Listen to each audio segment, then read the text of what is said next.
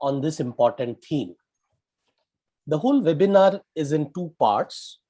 Part one is related to access to care, and we have part two where we'll be specifically talking about diabetic retinopathy care.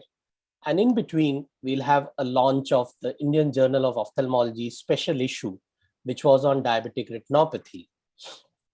So I would now request Dr. Shobhit Chawla, who is a medical director and chief vitreoretinal service, Prakash Netra Kendra, Lucknow, who is also our president of Vitreoretinal Society of India, to give a welcome address. Dr. Chawla, please. Thank you very much, Rajiv and Padmaja.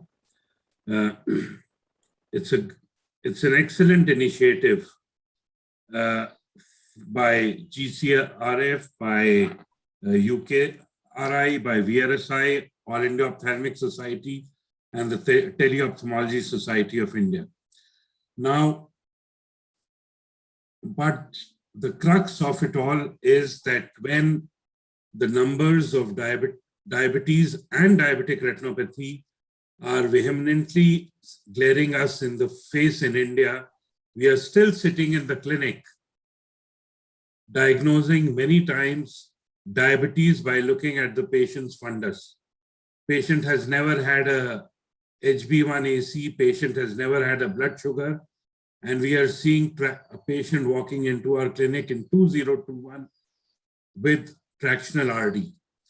So the situation is indeed grim, and this is a very welcome initiative with experts in all stakeholders involved in care of diabetics, but at the same time, we have a long way to go. Thank you very much, Anand and Padmaja, for asking me to be part of this meeting. Please go ahead. Thank you, Dr. Shobhit. So without wasting much time, let's start with the first talk of the session, and it's my pleasure to invite Dr. Sandeep Julka, my MBBS batchmate, endocrinologist, who is a consultant endocrinologist at CHL Hospital Indore. He did his MBBS and MD from MGM Medical College Indore and did his DM endocrinology from SGPGI Lucknow. He has 17 years of experience in treating diabetes and other endocrinal disorders. And as you can see, he is also a good fitness freak, a motivator to all the batchmates of our MBBS batch. Sandeep.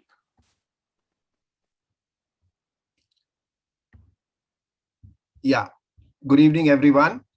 It is indeed a pleasure to be part of this August group, stalwarts in the field of ophthalmology, and especially when taking care of diabetic retinopathy.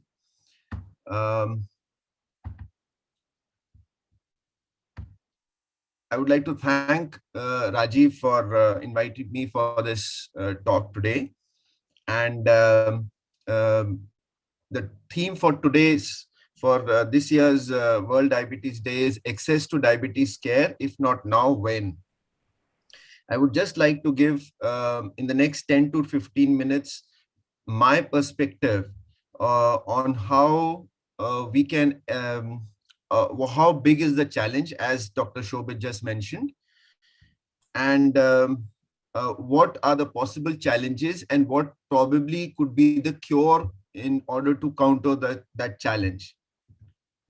Now, it is said that if you cannot measure it, it doesn't exist.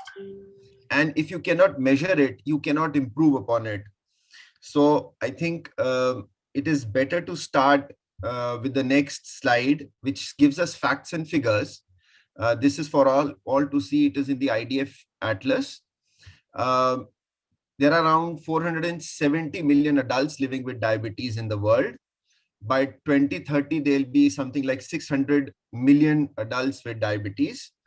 To put it into perspective, if all these diabetic patients are taken in a particular geographical location, the country would be the third most populous country in the world. So that will give us an idea how many diabetics we have. And this is just the tip of the iceberg, because we know that almost 50% of all diabetics are undiagnosed. And as Dr. Shobit said, that sometimes you get diagnosed just by the picking up retinopathy in the first place. The problem is that 3 out of 4 are in the low and the middle income countries, third world countries, or the developing countries. So there is a cost restraint there. 1 in 6 live births is affected by hyperglycemia. Gestational diabetes is now a big problem in India. Once a lady has gestational diabetes, there is 50% chances that she will have gestational diabetes in the next pregnancy, and almost 30 to 40% chance that the lady will become diabetic later on in life. Those of us who believe in fetal origins of adult disorder, we also know that the fetus who's been exposed to hyperglycemia in fetus in the intrauterine environment goes on to develop metabolic syndrome. So that itself, it's a vicious circle then. 2/3 of the people who have diabetes live in urban, and 3/4 are on the working age. So there is a person who is working and in this productive life has to cater to his needs for diabetes, has to spend that much money. And sometimes he gets retinopathy or a diabetic foot, loses on his work days and on his income. This next figure really startled me. There were 4.2 million deaths due to diabetes and its related causes in 2019. Again, to put it into perspective, the COVID death count in the world is around 50 lakhs, that is 5 million. So we lose almost 40 million individuals due to diabetes and its complications. Diabetes is responsible for at least $760 billion in healthcare expenditure across the world. Again, to put it in perspective, America alone spent $317 billion treating diabetes and its comorbidities last year. The whole health budget and the defense budget for India is around $670 billion each. So we cannot afford to have diabetes rampant in this country. We need to prevent it and pick it up early. Now, what are the components of diabetes care? One is access to insulin. So somebody just mentioned Dr. Banting's birthday, and so it is 100 years to insulin. The problem is that not just in rural areas, even in semi-urban areas and the urban slums, the access to insulin is a big problem. The affordability is a problem, and leave alone talking about analog insulins. Access to oral medicines is also a problem. The second generation sulfonylureas, which are thought to be cardioprotective and safe for the heart, are also difficult to sort of access for people who cannot afford them. Self-monitoring. In my center, we partner with Life for a Child Foundation, which is Diabetes Australia and Life for a Child Foundation. We were able to give away glucometers to around 600 type 1 diabetics. But then for all diabetics, it is very difficult to purchase and afford the glucose strips, which is again a big issue with type 1 diabetics. And also in type 2 diabetics who are on now with secondary OHF failure requiring insulin. There is something known as diabetes therapy by the ear, which is access to education and psychological support. It is known that the person with diabetes who knows the most lives the longest. So if the patient is not being given proper education, then of course, then that leads to more problems. And of course, a place for exercise and healthy food also has to be taken care of.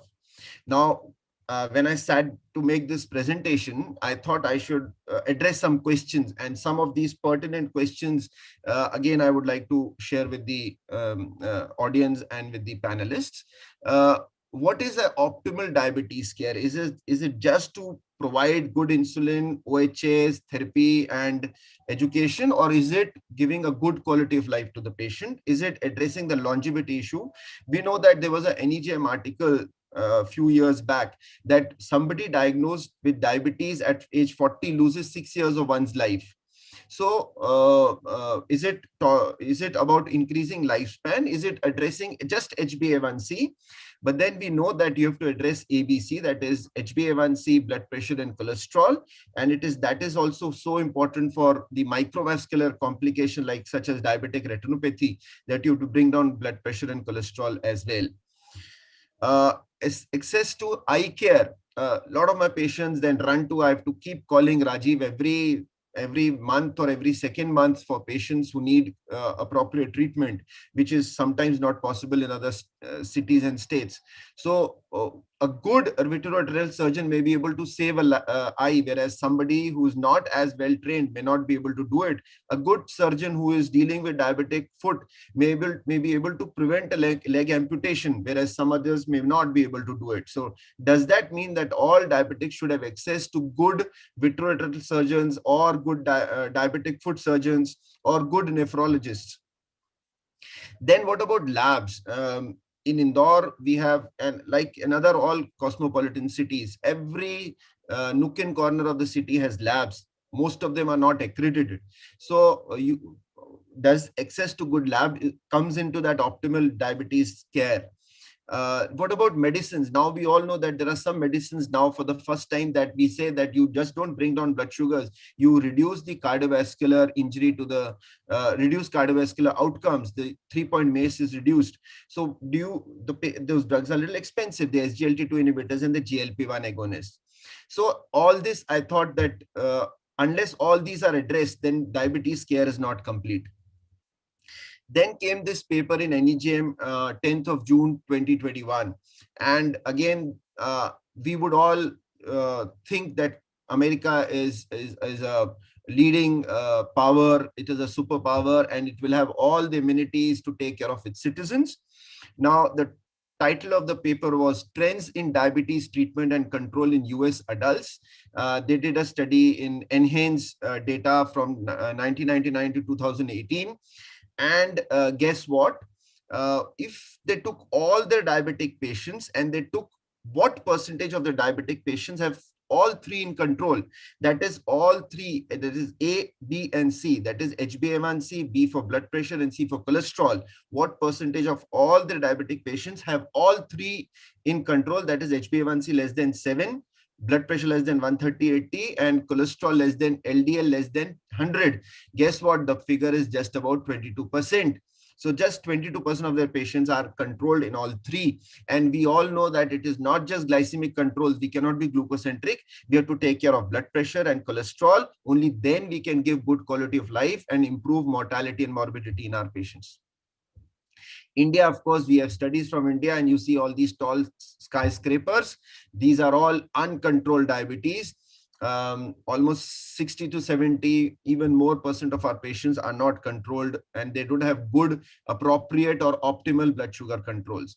The challenges are many: awareness, cost of therapy, superstitions, multilingual population, clinical inertia. Patients are not put on insulin at the right time, and illiteracy. Of course, now, what is the way to go? So I was just thinking, when elections come, the ballot boxes are taken on boats, they are taken on mules to high altitude areas, and you can have access to voting everywhere. Why not have access to diabetes care everywhere?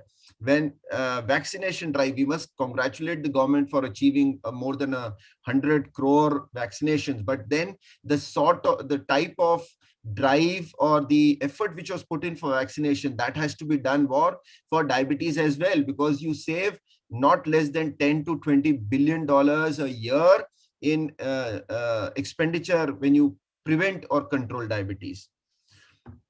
This is my last slide, just to share with you. Yesterday morning, me and my friends, we have a healthcare soldier group here. We screened 800 daily wage earners in Indore in 6 localities, because they all gather at one place and then they are taken away for work. Guess what? What was the percentage of them having blood sugars random more than 200? 8% of them had high blood sugars in the diabetic range. And this is, of course, our today morning, we had a walkathon and lectures in education, just to spread awareness and just to bridge that gap of excess of diabetes. Thank you so much. And I'll be happy to, if there are some questions. Thank you very much. Thanks, Sandeep. Questions, I think we can have it at the end of the session. Yeah. Thank you, sir. Sanjay ji, I think it was an excellent opening talk, and it's an eye-opener. And next talk will be by Professor Sobha Shivaprasad, and she is the professor and consultant ophthalmologist, Moorfields Eye Hospital, London, UK. She is an editor-in-chief of Eye Journal and NHR Researcher of the Year in 2017, Moorfield Innovator of the Year in 2016, and the recipient of Macular Society in 2017. She is the first ophthalmologist to receive a Research Council UK funding of 6.3 million pounds for Ornate India project, with the aim to increase the research capability and capacity in India and UK. However, beauty and worth of idea is always in the execution. And today, as a part of Ornate India team, the idea of Ornate India collaboration is a reality. And it's my pleasure to invite Professor Sobha Shivaprasad to present Ornate India key findings. Thank you, Sobha, from all of us in India. Thank you very much.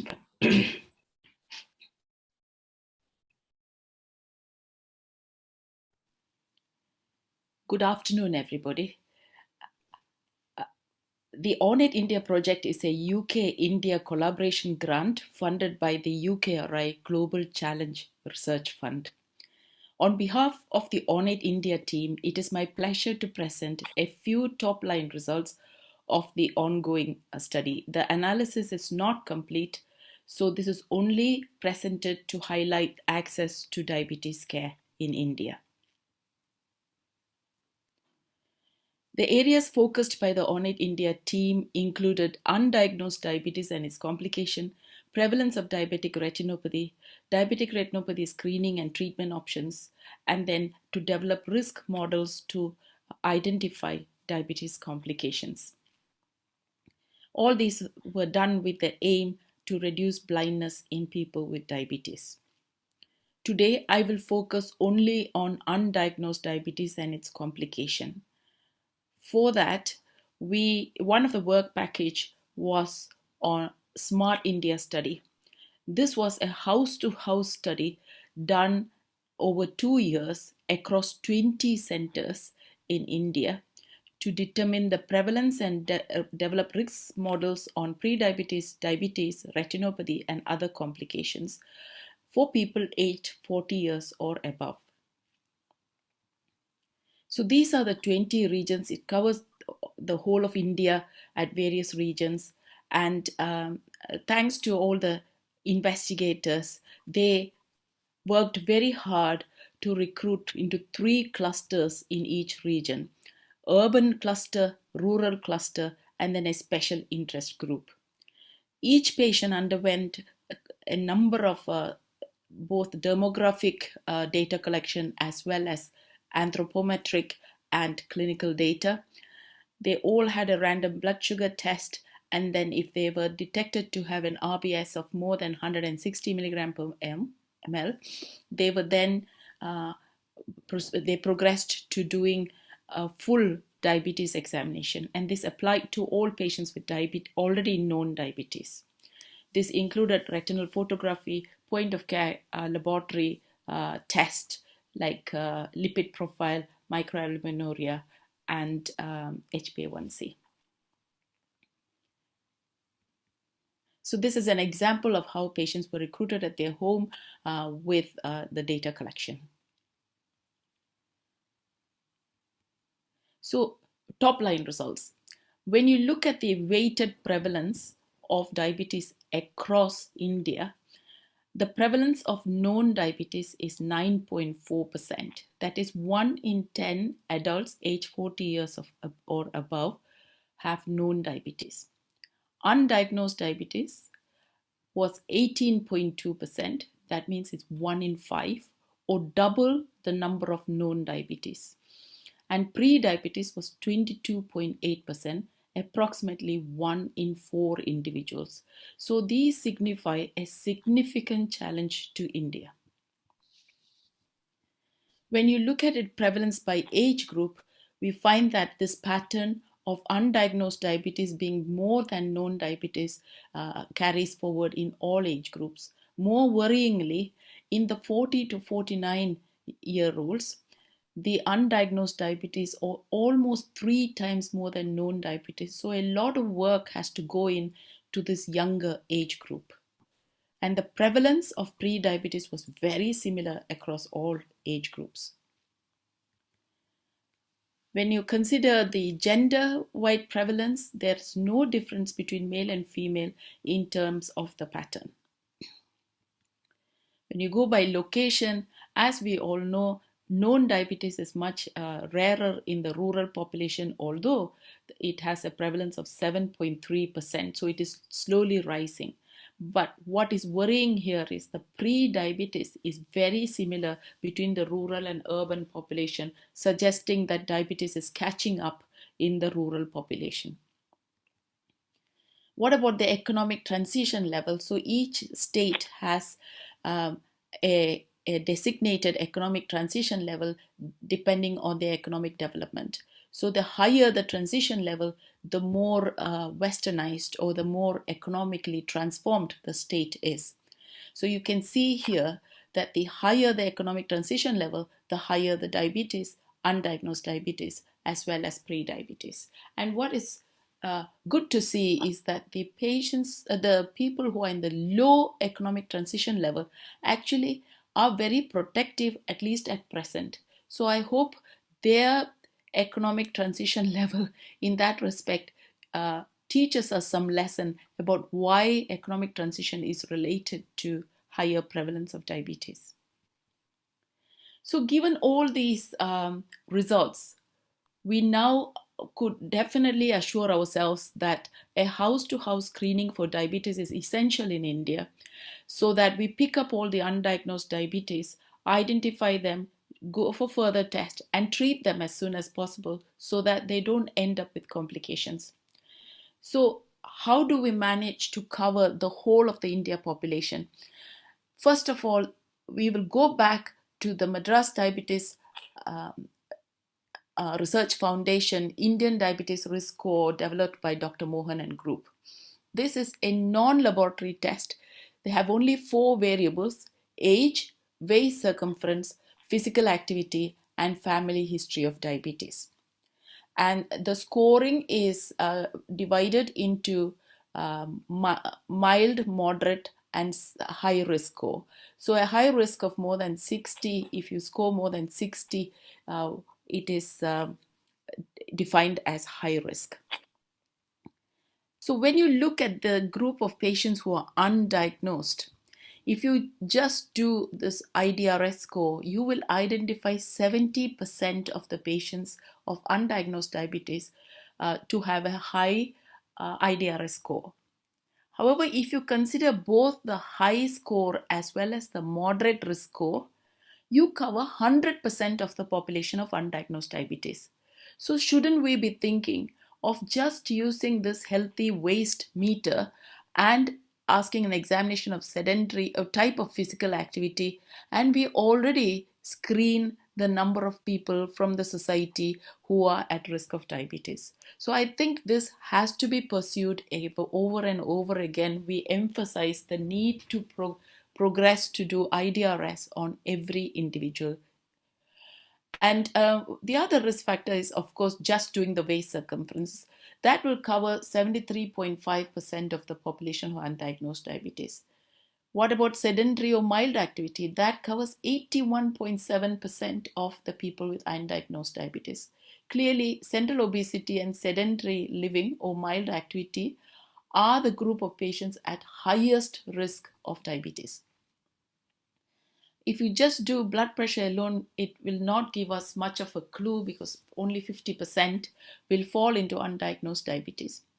What about a family history of diabetes? One or both parents with diabetes, it's only 20% of undiagnosed diabetes. So again, it points out to the fact that these risk factors in a person age 40 years or above is not developed from home, not from the genetics of the family, and not from the diet they have at home.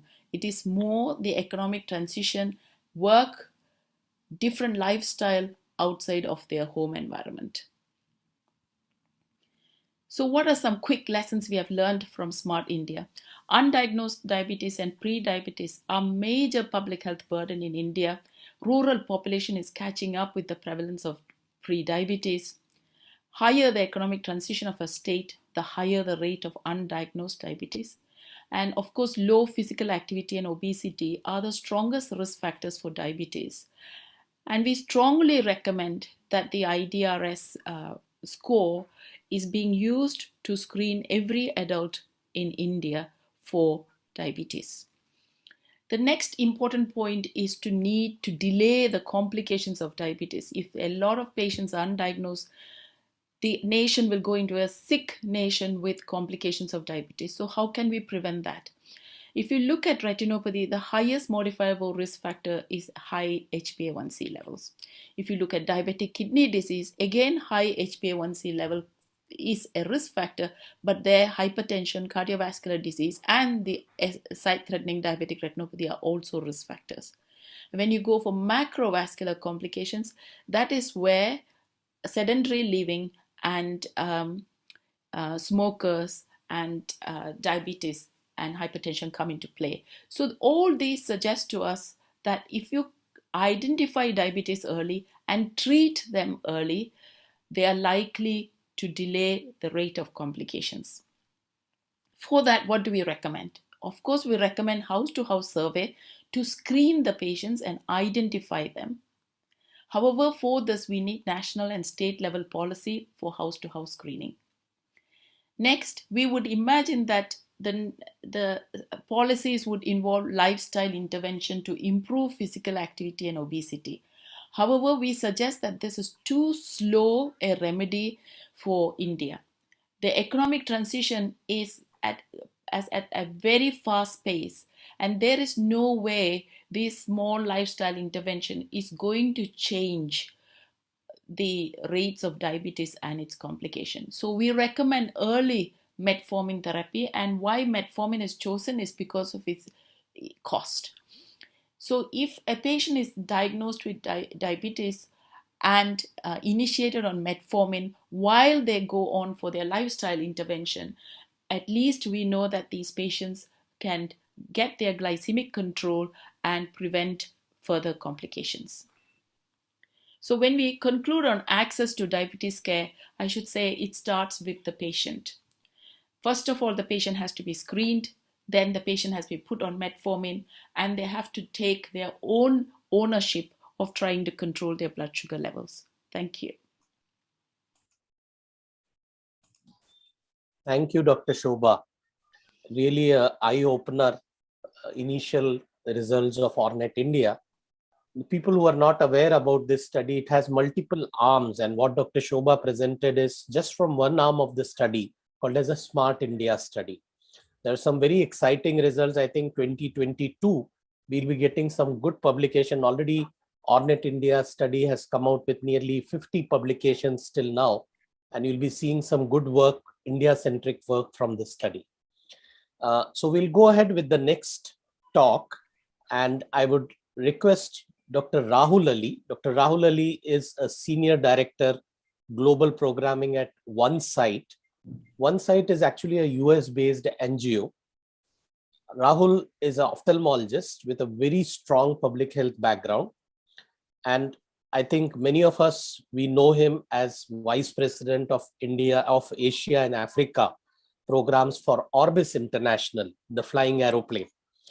And he had many other roles, like he was country director in Orbis. He was faculty at eye care at LV Prasad Eye Institute. He did his MBBS from CMC Ludhiana and did his MS from CMC Vellore. He went ahead doing his Master Public Health and MBA from Johns Hopkins in US. Dr. Rahul would be sharing with us some thoughts on the global eye care for all. Dr. Rahul.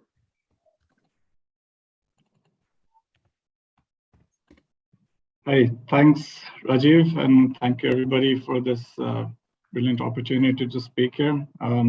Good afternoon from Malawi, where I am right now. So I really hope the internet holds up for this next 10 minutes. truly humbled to be here for this presentation with all the eminent personalities. Dr. Shobha, really nice work with Ornate. And I do love your Ornate logo also, very nice with the peacock feather. So without further ado, let me proceed with my talk about eye care for all. So when we do talk about this, what really is the problem we're solving for? Well, there are a billion people across the world who don't have access to the eye care they need.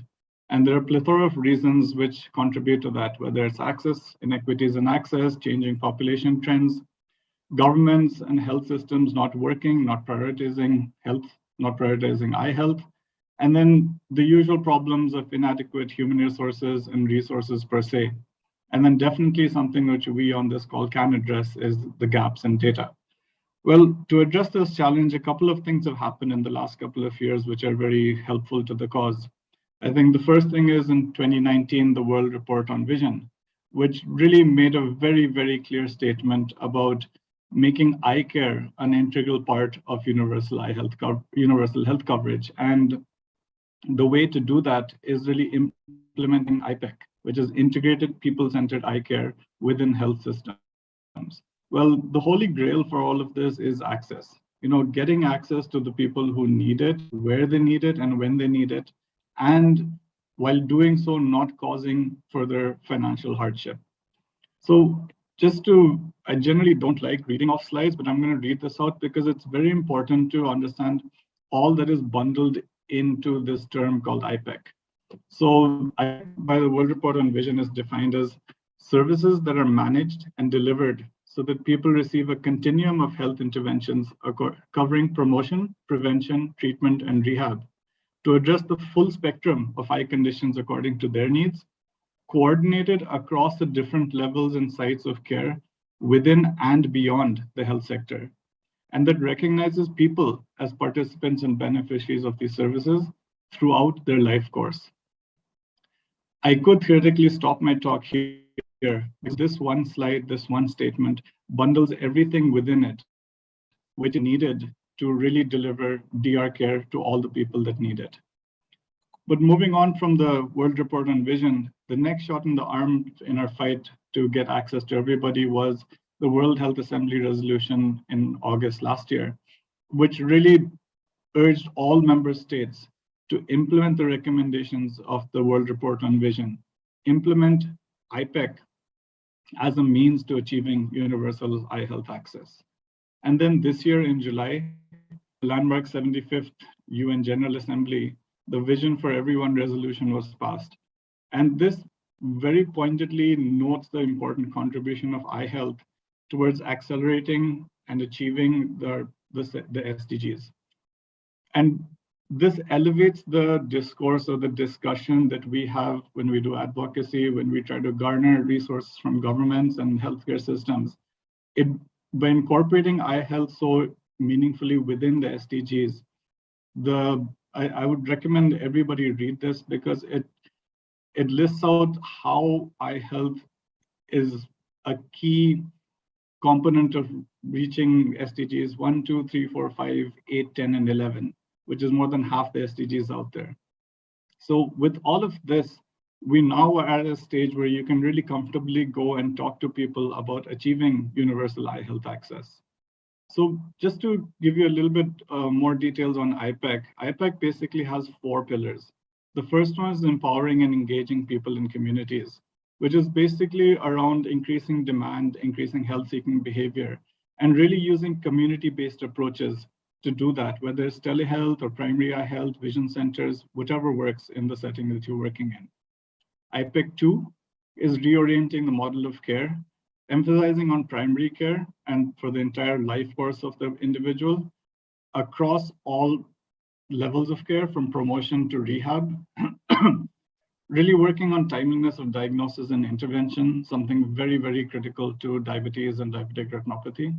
And then talking about quality assurance, monitoring, and affordability as we rejig the model of care. IPEC 3 really talks about coordinating services within and across sectors.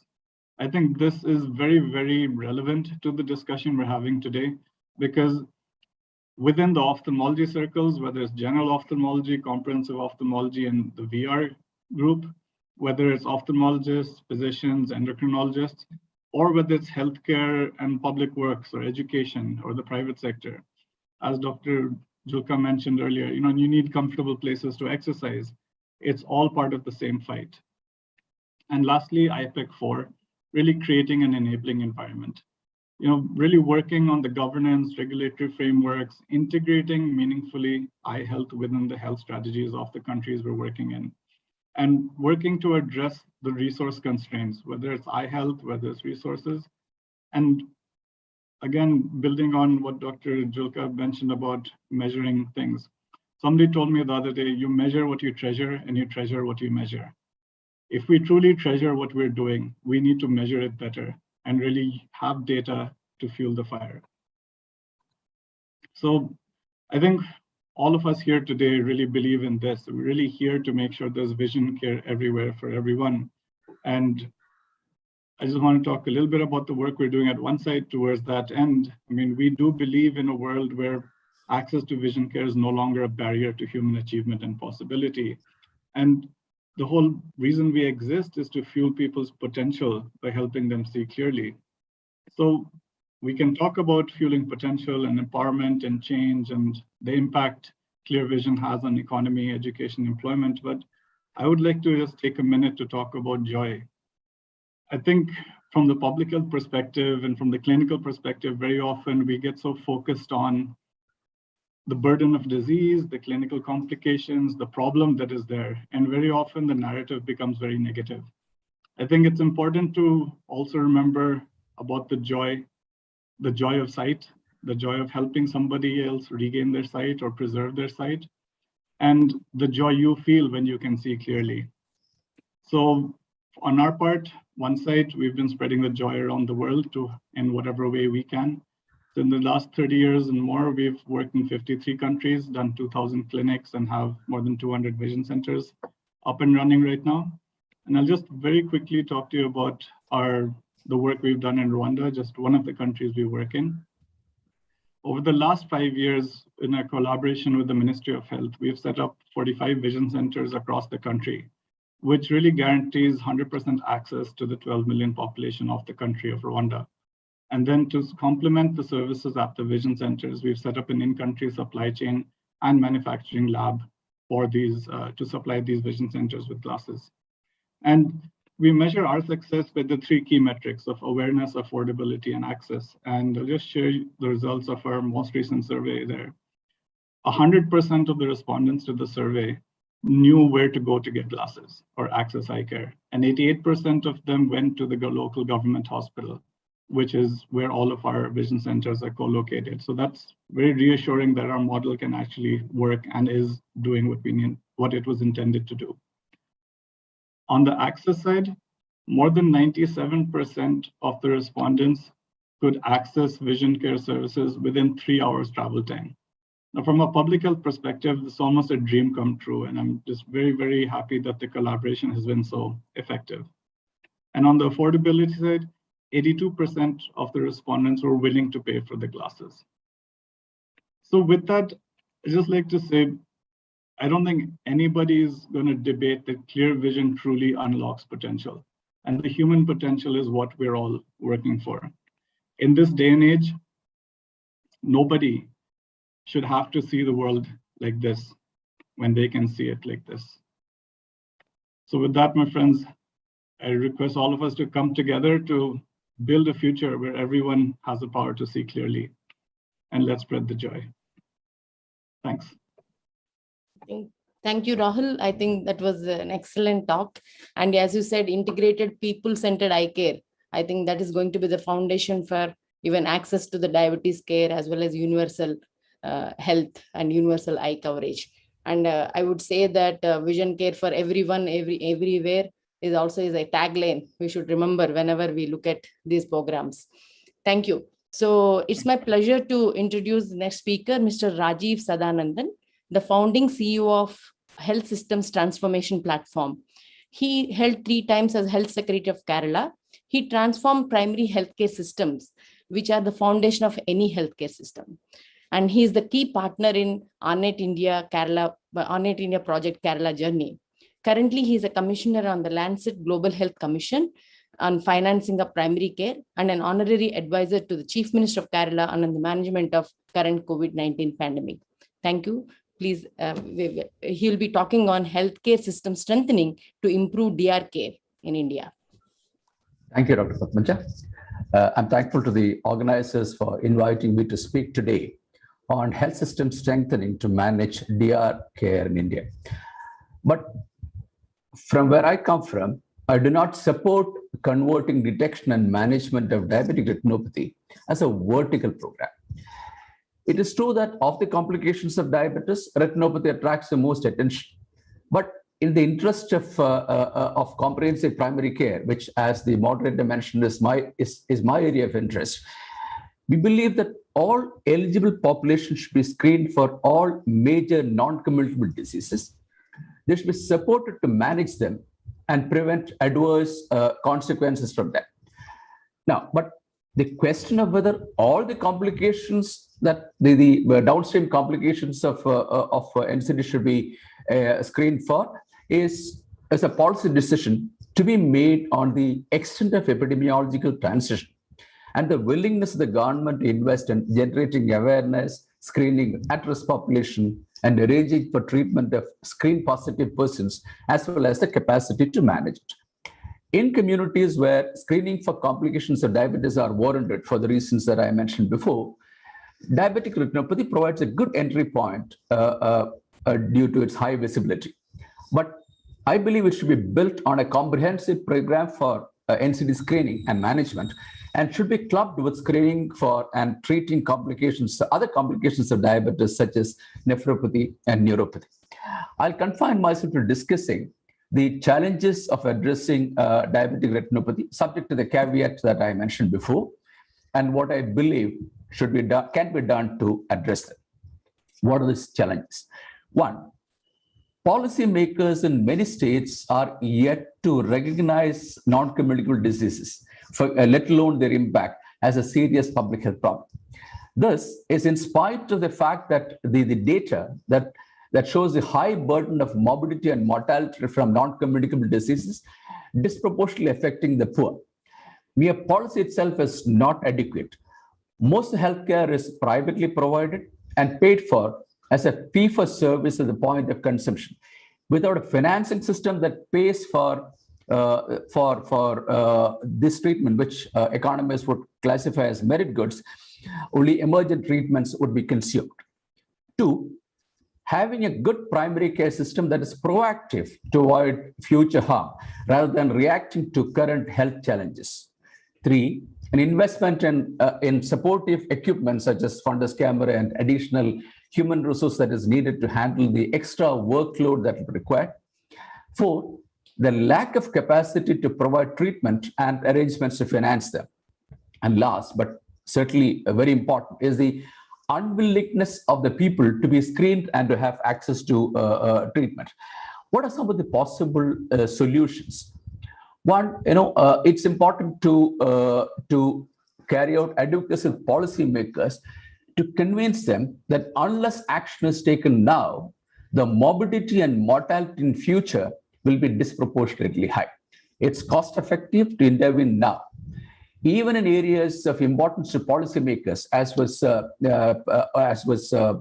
explained by the first speaker, such as reducing maternal mortality, will be impacted by the failure to control diabetes. The window of opportunity is higher for the EAG states, which are lower in the transition curve, and because acting now will prevent higher prevalence of NCDs seen in other states. Unfortunately, these are precisely the states where its importance is not being recognized. Thankfully, there are opportunities available now which can be used to provide comprehensive primary care. In comprehensive primary care, populations are assigned to care providers to be taken care of through a long-term relational contract, and all of you are familiar with the NHS model. Rather than waiting for people to access treatment, primary care providers would proactively invite the assigned population according to a pre-agreed schedule for screening. But for the numbers to be, for this to happen, the numbers have to be manageable. Currently, With 30,000 population per PHC, this is almost impossible. There are two ways of getting around this. More than 60% of the ambulatory care in India is provided by the private sector. What I'm suggesting might look slightly, transformatory, but I think we will have to get around to this. It's possible for general practitioners to transform themselves to primary care physicians, in which they agree to provide a basket of preventive and promotive services in addition to curative services where needed. If the payment system is also changed from a fee-for-service paid at the point of consumption to a capitation-based payment system, where the provider agrees to provide a pre-agreed set of services, screening for non-communicable diseases can also be included in the service. And that's a way in which private sector can play an active role going forward. I think it's an economic necessity for them, because I believe the standalone physicians of small hospitals will soon be facing an onslaught from corporate hospitals, which might even threaten their existence. I believe they will need a reworked business model to survive, and offering comprehensive primary healthcare services may be an option that should be pursued. In government sector, the health and wellness centers launched into the Ayushman Bharat program provide an opportunity for providing people-centered primary care, including screening for non-communicable diseases. Since the population assigned to health and wellness centers is relatively small, and there is a qualified mid-level provider, persons eligible for screening based on age and other risks can be identified and invited for screening for non-communicable diseases, including diabetes. Positive persons can then be followed up for putting them on treatment, ensuring treatment compliance and control of diabetes. Screening for organ damage can be reduced into health and wellness centers with additional investment if the government adopts it as a policy. Alternately, they can be, rather than basing it in the wellness centers, they can be supplemented through a mobile team that can travel to these centers and screen persons identified by the health and wellness centers according to a preset schedule. Now, if this have to be picked up, then additional investments are needed. There's no way getting around it. You need additional investments like camera for fundus photography, staff needed. All this can be funded under the Flexi Fund component of the National Non-Communicable Disease Program in the NHM program. We know that advances in technology have made available artificial intelligence for screening and teleophthalmology, where fundus photographs can be transferred over the net to remote locations where the screening is done. This will address a major problem of lack of HR in locations. If the Ayushman Bharat, when the Ayushman Bharat digital mission is operational, these can be linked through a unique health ID to a longitudinal electronic health record. But we must understand that technology only provides the tools. The intention and the skill to use it wisely is needed. We all know that it is unethical to screen if treatment and follow-up is not provided. While screening can be and should be task shifted to generalist primary care providers, training clinicians for treatment is not so simple. Availability of ophthalmologists, training them on treatment has to be ensured before a screening is put in place. Since capacity in government is low, the Pradhan Mantri Jan Arogya Yojana provides an opportunity for government to purchase laser treatment and some other options in the private sector for the poor. Even if all these are in place, unless people are educated to understand the risk they take in not getting screened, not complying with treatment, and to get their conditions under control and to access treatment if they test positive, the impact of these measures will be minimal. We know that human beings have a tendency to discount future threats at a higher rate than present inconvenience. Unless ASHA workers and other frontline workers are trained to communicate the message clearly to the population assigned to them and are incentivized to support them through the various stages of screening and accessing treatment, neither the non-communicable disease program nor managing the downstream impact will have adequate impact. So if health systems are to be equipped to deal with screening for diabetes and its downstream complications, we need, one, a two-stage policy shift towards recognizing the impact of non-communicable diseases and acknowledging that after many years of uncontrolled diabetes, many other organs would have been impacted, and this needs to be addressed. That's a two-stage shift that policymakers have to be persuaded to do. Two, if this happens, then adequate investment in arranging for HR, equipment, consumables, and drugs for managing them have to be ensured. Three, this doesn't happen by itself unless the skills for diagnosis among generalist workforce for screening, a specialist for confirmation is also built. Four, investing in treating positive cases that come from screening, including partnership with private hospitals for government to purchase treatment. Little futuristic, but a financing model for private provision of primary care, which also includes health promotion and educational intervention, supported by an appropriate provided payment mechanism. And investing in educating people, persons with diabetes, that they should not discount the complications that can come from it, avoid screening and treatment if they are screen positive. Screening and management NCDs is gaining acceptance among policymakers, and I think we need to invest more in them. But the screening for and managing impact of non-communicable diseases downstream, I think will need much more advocacy to gain traction. Thank you very much.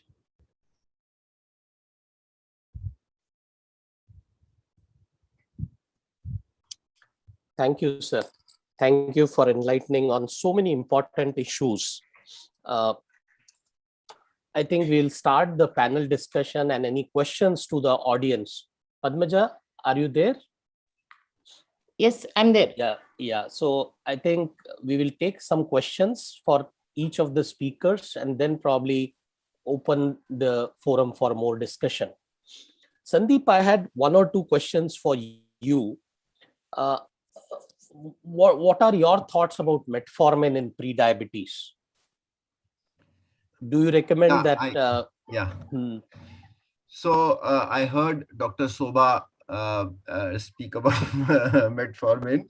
So I totally agree with what she said, although the largest diabetes prevention programs in the world has shown that it is lifestyle modification which prevents twice as many diabetics than metformin. The metformin arm prevented just about 15-20% of diabetes, whereas the lifestyle modification for some reason prevented more. But I am of the opinion that since we are all thrifty phenotype, we are prone for diabetes, we are insulin resistant, and we give metformin to girls with PCO, polycystic ovaries.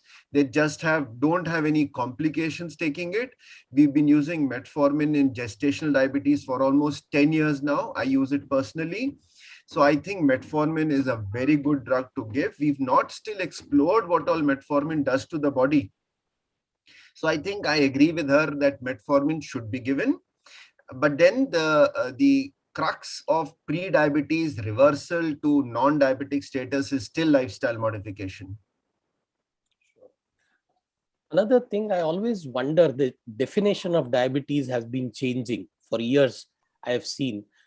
Do you feel these cutoffs are the reason why the diabetes is increasing? Because it keeps on lowering the cutoffs. And the lower you make the cutoff, the prevalence of diabetes would be more.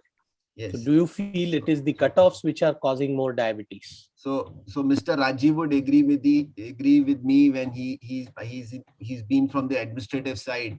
That is what they do for the literacy. If you sign your name, you become literate. But then these cutoffs are very, very scientifically designed.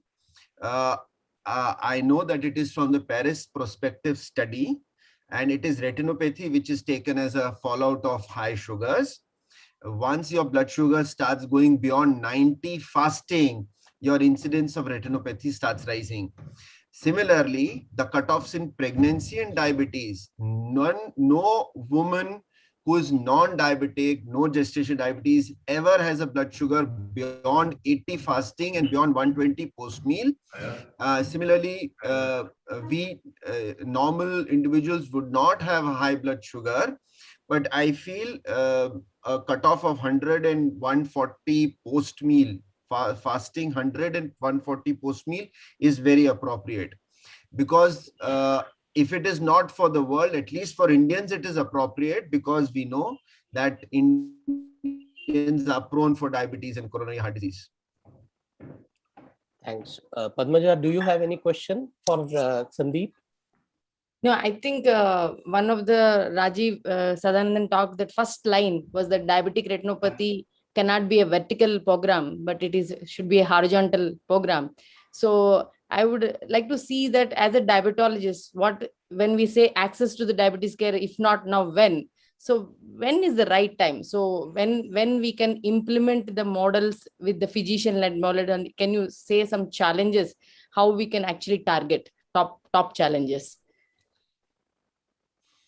I have been blessed to have been working for the past 17 years in a tertiary care center. All my patients are seen by an ophthalmologist. During my DM days, I used to see fundus for all my patients, and I used to try to diagnose retinopathy. I stopped doing it when the first patient came to me in Indore. I did not do the fundus myself. We asked to do a dilated fundus in all diabetics. So the challenges are, one, if you want a horizontal, as Mr. Rajiv said, so it will be empowering the general practitioners and physicians. He also mentioned that this onslaught of these corporate hospitals will affect the practice of the general practitioners and the fresh pass out MDs. I agree they will. So I think we'll have to empower them and have programs. And one of the very successful programs was run by Public Health Foundation of India, and Dr. Mohan trained lakhs of physicians and general practitioners in managing diabetes. I was one of the tutors for almost 6 years. So I think the best thing to do is to empower the general practitioner and the physician. The moment they get empowered in sending their patient to the ophthalmologist, in getting investigations done, in putting patients on insulin, things change. Thanks. I think the similar to diabetes, the PHFI also started the diabetic retinopathy program, which I was part of. However, I always feel, the problem is this program was targeted for physicians. Rather than targeting physicians, I would open this even to the panelists. We have in panelists Dr. Natarajan, Dr. Pramod Bhinde, and Dr. Shobhit Chawla with us. PB sir, Dr. Pramod Bhinde, he is teacher to many of the retinal surgeons in the country. We know VRSI, hardly we have 1,000 vitreoretinal surgeons in the country. Sir, do you feel that the care, the diabetic retinopathy care, should move to some extent from a retina specialist to a general ophthalmologist? What do you feel, sir? You want me to answer? You want, yes, or Dr. I want Sandeep your to answer? opinion, sir. I want your opinion. I just thought of this and I immediately thought that you are no, here. actually, totally agree with you. Totally agree with you. Actually, that's what actually I was about to ask. See, we talk about empowerment, but probably when you go our graduation and post-graduation training program, even what we used to have our medicine colleagues, we did the ophthalmology. But see, everybody has used to carry pocket direct ophthalmoscope. Everybody was trained to at least look at the posterior pole. I don't think anybody stop or say that you should not examine the fundus at least posterior pole. I mean, to start with, and we know majority changes, yes, periphery is involved, but quite a few, most of the cases, they have some posterior segment, posterior pole changes in a diabetes. I think that's, a mindset. Yes, practice has changed, workload has increased. But I agree what Dr. Sandeep said, and I actually really happy when he said that he used to see all his patients, he used to examine fundus. I think is what attitude we need. I think we need to change that attitude now. It's very easy to refer or not to send at all, and patient get undiagnosed. I think we have to go back to that pattern. I think definitely comprehensive examination when patient come to us, examine as a patient, not as a whole. I think that's what I think definitely going to help. So I was just thinking, strengthening diabetic retinopathy care at the primary center level. So especially with the advent of fundus photography based screening models. So like Rahul, I can want his opinion on this. That like with so many of optometrists and vision technicians or para-ophthalmic personnel, if they have been trained as a graders and certified graders with a good curriculum, so probably do you think that will be an idea where you have at the first cut when the patient is walking into a PHC, like I know that Rajiv Sadanand, they have done excellent work of in Kerala PHCs having forest cameras and fundus cameras. So what is your take on that? Well, Padmaja, I think you answered the question in the question itself. So yeah, definitely there's a huge potential in that. And I think vision centers as a model lend themselves to multiple, points of service care delivery. DR, no doubt, being included in that. And I think in India, I think globally, we have taken the lead in really showing workable models of that using teleophthalmology for capturing the fundus image at the primary care, grading it, and then having a very effective referral care system to really, it's no point taking a fundus imaging and telling somebody or have DR and not knowing where the patient can go after that. So that referral loop is very, very critical. But in addition to that, it's not, we still haven't cracked it even in India to have vision centers across the country. There is still need to do door-to-door screening and stuff. And now there's so many handheld portable fundus cameras which can be used as a screening device and still linked to a very good teleophthal platform. So there are multiple models. Many of them are already running in the country. I think the knowledge needs to be shared more broadly so that more people can take it and run with it. Thanks. Thanks. I have a question for Dr. Shobit. See, Dr. Shobha gave an important point that probably door-to-door survey, door-to-door examination of to find diabetic retinopathy is the way to go. Because in Smart India, nearly about 1.5 lakh people were screened across the country. How you feel VRSI can play a role in doing this? And do you agree with this, that this can be one of the methods, and how you can achieve this? Because India is a vast country, door-to-door survey. I don't know how we can achieve the whole country. I think it is only possible at primary healthcare centers, which can cover through the field workers, specific villages, and give a data. But everything needs to be translated into further care. Then fundus photography and HB1AC also have to be an integral part of this care. And once that creeps in, then comes the question of funding for this particular care, which is also a very important thing, which I'm not very sure if Ayushman covers that level of funding. Sure. Dr. Natarajan has immense innovative approaches which he has done. How you feel we can do this door-to-door screening? So actually, I'm glad Dr. Namrata is here. In 2020 February conference in Gurgaon, we have signed a MOU with Skill Development Corporation, Mr. Ashish Jain and Dr. Namrata, and they came and did a symposium also with All India at that time. Unfortunately, COVID happened, so we could not proceed. So we have got an approval of 3 weeks course by the healthcare sector skill development, which Dr. Paru Datta, who's an anesthetist, but is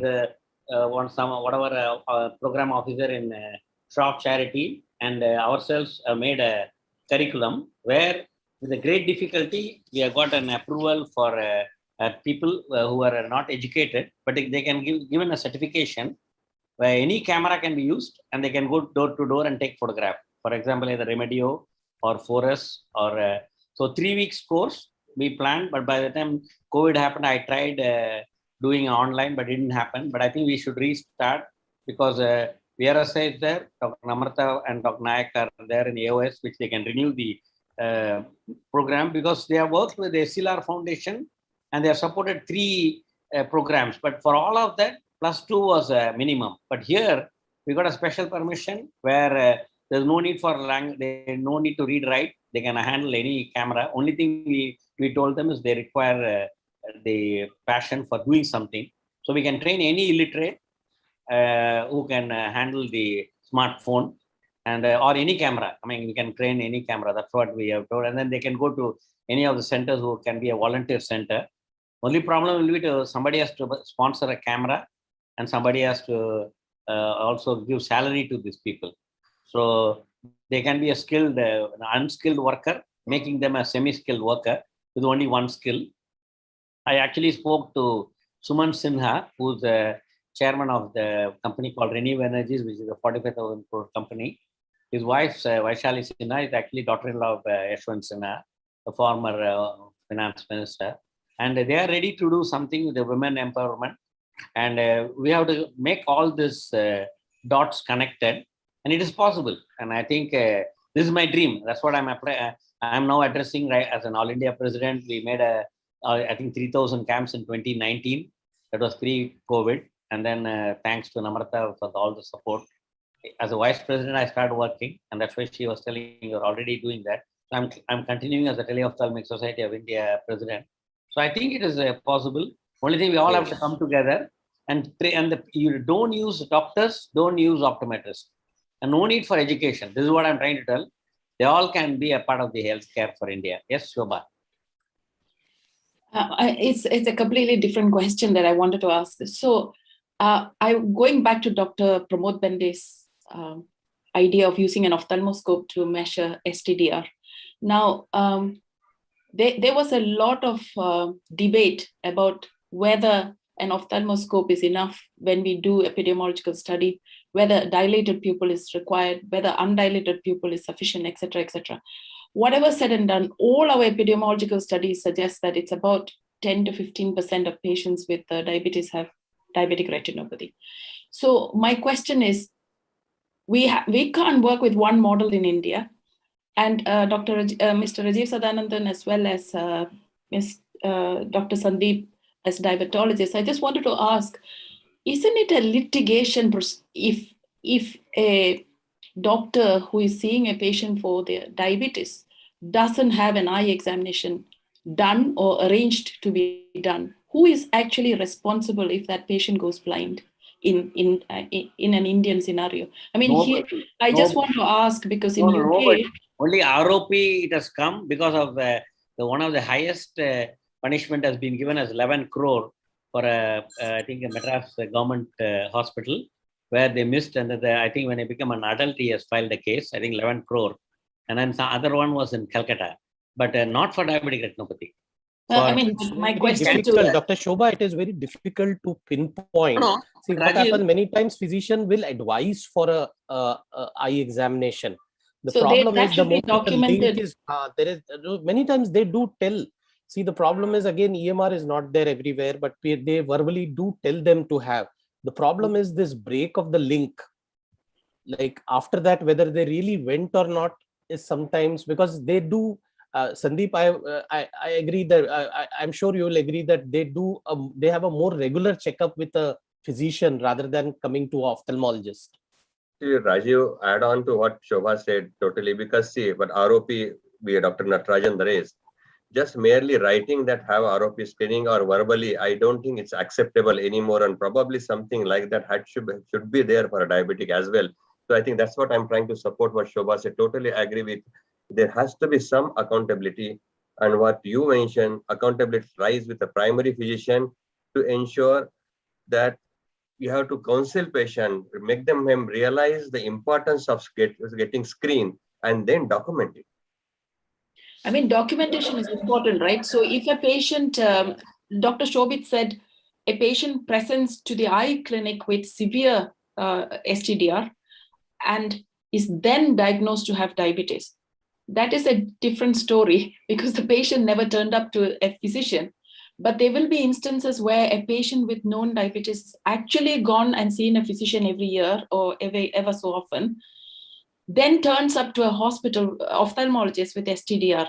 Now, who is actually responsible? If it is not documented in the law, if it's not documented, you haven't done it. So that's why I'm putting across, like, is there any way we... Shobha? No, I have a point here that I have 1 hour with the former retired commissioner of police, and he says there is an IPC for murder. But has the murder stopped? No. So law cannot bring this health problem corrected. I think there has to be an individual responsibility. And I every day give a bhashan to every patient. Why you are not having a self health education? I said, if you have been diagnosed with somebody, and even whatever, our own colleagues, when they have been diagnosed with something, ophthalmology, I think Lalit Verma presented several cases during the All India, in one of the course where ophthalmologists come with PDR. Now, what do we punish them? Already they are punished with sudden vitreous. But let me ask you, a law will definitely help. Why don't we drink drive in UK? Because there is a law, right? So, I mean, in UK, I'm not saying India should be like UK, but a law is a law, right? You have speed cameras, you will not speed. Like, you'll be fined or you will get your license off. So there should be something like that, right? I mean, I'm just saying, is that a way? Is that a solution? We have advocacy. I agree with you, Shobha. We have to follow law. But what I'm saying, law should not be the only angle. You have to do multi-pronged. I think law, advocacy, then also all the societies coming together and make an aisle. See, I suggested entire November should be called Diabetes Eye Care Month. I know the United Nations has made the blue circle and called it, we also illuminated Delhi, and Hindustan Times did it about 5 years back, illuminating all buildings in both, I did it in Bombay and Hindustan Times did it in Delhi, including the Gateway of India and all that we did it. But I mean, it's only one day. So I think every November, slowly it should become every day, there should be something happening on diabetes eye care, apart from law. Dr. Sandeep's idea, he said like I can't remember the years. Is it 30 years or something? He has been doing ophthalmology. Not that he's doing it himself. He's referring it to an ophthalmologist. So, and then we know Dr. Mohan's team was working, because we are working with them. We know they send every patient in-house ophthalmologist. I'm not saying everybody should send it to somebody in-house, because many, like Mr. Rajiv Sadanand said, some small hospitals won't have it. But at least that may be a starting point to get more of our patients seen. The ophthalmologists cannot be screening. I mean, we have enough of other work to do. Yes. No, in the Bombay, there are some diabetologists who have this fundus camera and they are doing it. And we have, as an eye hospital, we have a full-time diabetologist with me, and that's because I'm interested. But I think in spite of that, it's a drop in ocean, Shobha. Yeah. I think you wanted to add something.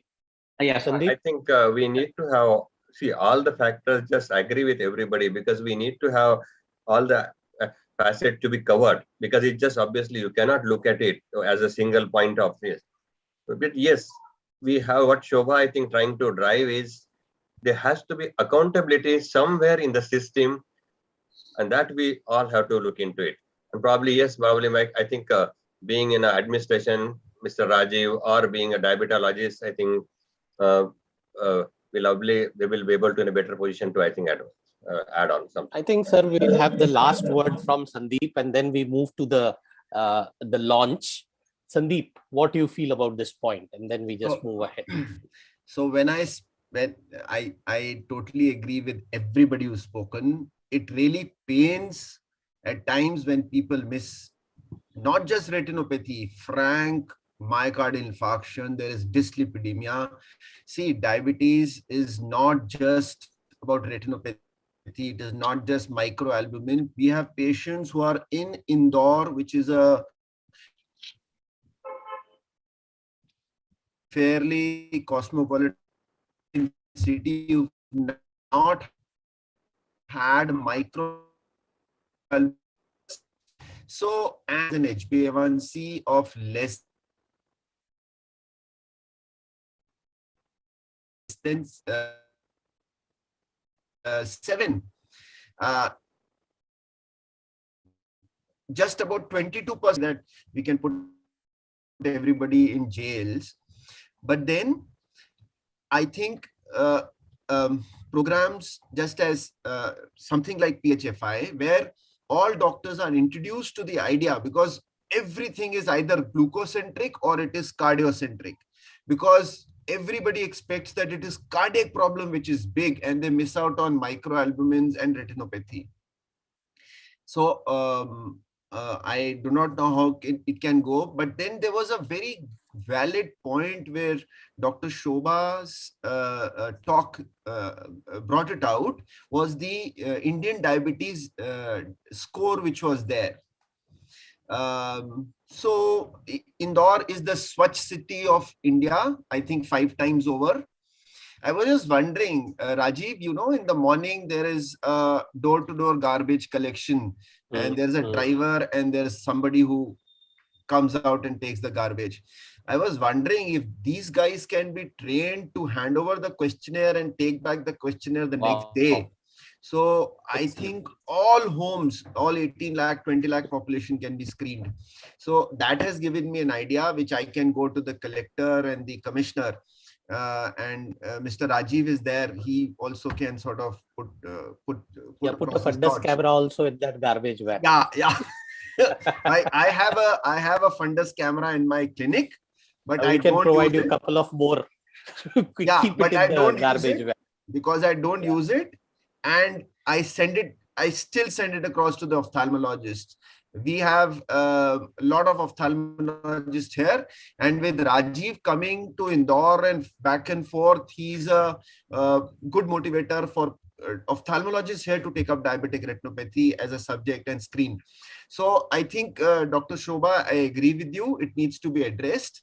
I think it has to be more of a carrot rather than a stick, which will bring people to do it, to show them. That is why when we put patients on insulin, you can't force them into insulin ever. You have to show them the bright side of better glycemic control, better morbidity and mortality reduction, then saving their eyes and saving their foot.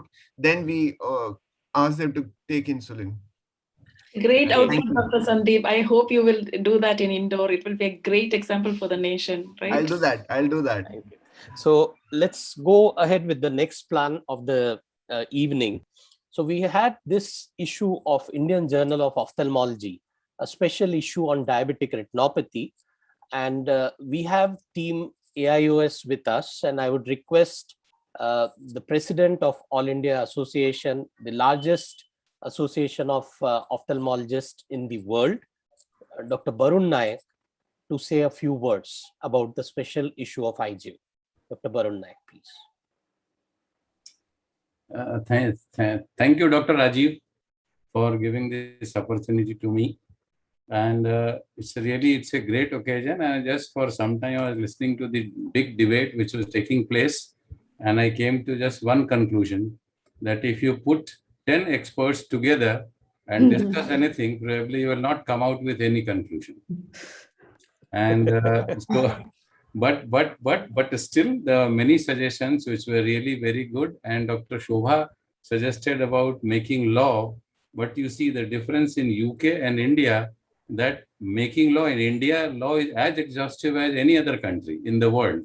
But it has to be implemented. If you just put it on paper and don't implement, it's not going to work. But there were many suggestions which I thought it was quite useful suggestion and valid suggestion. And what Mr. Rajiv Radharamanan was telling, that we have to really find a way that the screening part should not be done by the ophthalmologist, but it should be more in a primary healthcare center, where we have to suggest how to do it and how to diagnose diabetic retinopathy at earlier stage. And apart from that, the public education is equally important. Because the public also, they have to be aware that this is an important part. If they have diabetes, they must be examined for screened for diabetic retinopathy, so that their blindness can be prevented. So now with that, I'll just move on to the important part, which is the special issue which has come out with the IJO. I'm really very happy that Indian Journal of Ophthalmology has come out with, on this special occasion, the special issue on diabetes, and which is such an exhaustive volume. I don't remember, probably it is roughly 450 plus pages in that, and there were so many articles. So I am really, it is, I thought probably this will be a very good thing, and for future reference for many years to come, for any diabetic problem, for any issue, any aspect, one can refer to this journal for that, that aspect of diabetes and diabetic retinopathy in particular. So, sir, I'll just open the launch. At the outset, we would like to thank from All India Ophthalmological Society, the GCRF, VRSI, the Teleophthalmology Society of India, and UK India Education and Research Initiative for a joint effort on the World Diabetes Day today. And I would request our president to declare the launch. So I really take a pride and pleasure in launching this special issue of India Journal of Ophthalmology, and I also congratulate our editor, the ever dynamic editor, Dr. Santosh Honavar, for conceiving this idea and bringing it to a reality. Thank you, Namrata. Now you can. So you declare, then I will open. Yes, I declare this as this issue as launched.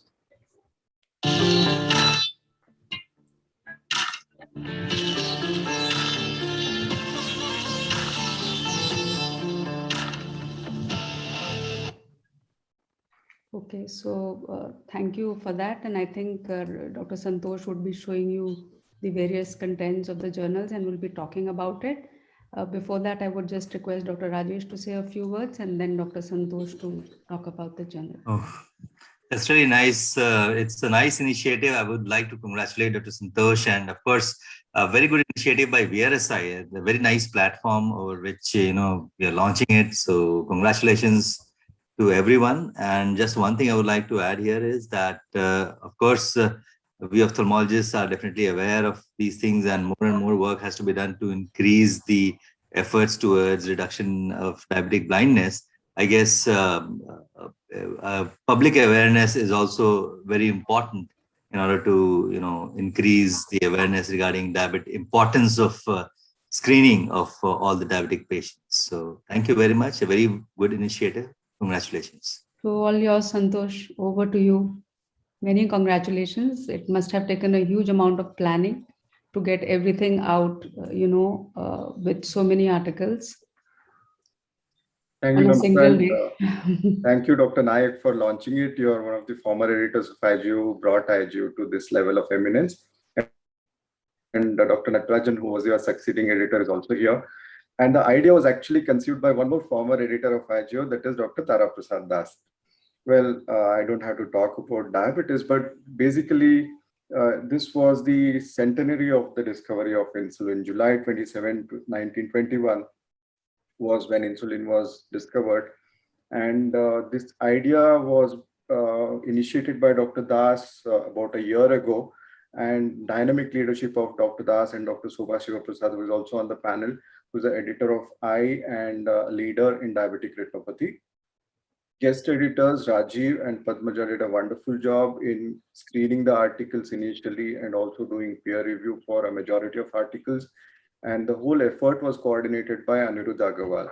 We have an eminent editorial board, as is shown here.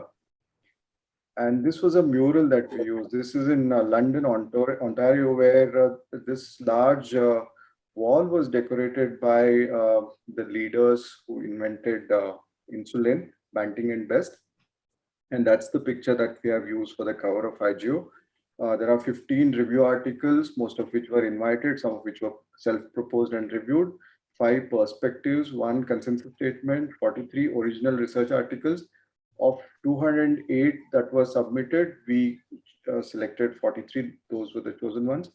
And cumulative authorship is 350 unique authors, and the issue spans to 492 pages. That's only possible because IGO is hybrid, partly online and partly hard copy. So 162 pages with review articles have been printed, and rest of these, of course, will only be online. And the success is obviously indicated by the number of accesses by the readers. 200,000 plus online page views and downloads, and a good robust score on Archmetrics so far in the last 15 days. It's all thanks to the efforts of everyone on this panel. Most of you have participated in this special issue with a lot of vigor and energy. Thank you so much. Thank you, Santosh, for humongous amount of work and effort. And I think it deserves applause. Thank you so much, and keep doing the good work like this always. So thank you, and thank you VRSI and TOSI, as well as the UK initiative, our partner UK Initiative Research, and everyone for this platform and for the launch. Amrita, Raja is here. I think VRSI did this radio advertisement on Are You Diabetic? Maybe again they did it free for AOS last year. Maybe Raja can and Shobit can tell whether they can continue even now. Raja? Yeah, so thank you all. I think, yes, we have been running these campaigns. It's going to be part of my presentation also. But I'm sure these are not one-off things. This is part of an overall environment we need to create. Both from the patient's perspective, you increase not just awareness, you create a pull effect. While we know there is awareness, even in spite of awareness, patients don't come or even the doctors don't do what they're supposed to. But I think this is one aspect, as one part of the overall strategy, and it will continue. It will be perpetual, it will be sustained. Yeah. Thanks, Team AIOS for being part of this important event. We'll go ahead with the next part of the program, which is on diabetic retinopathy care. Yes, sir. I just wanted to thank you and Santosh for doing a great job and spreading. Thank you, sir. Thank you, sir. Thank you. Thank you, Rajiv. So we'll go ahead with the next part of the program, which would be focusing on diabetic retinopathy care. And I would invite Dr. Muna Bhinde, who is a senior consultant, my teacher at Shankanetralaya, and Dr. Raj Lakshmi, who is an ophthalmologist at MV Diabetes Center, to moderate this session. Thank you, Rajiv, and good evening, everyone. We've had a wonderful first half of the session, which has addressed the challenges and approaches to access to diabetes care, along with some very interesting ideas and innovative approaches.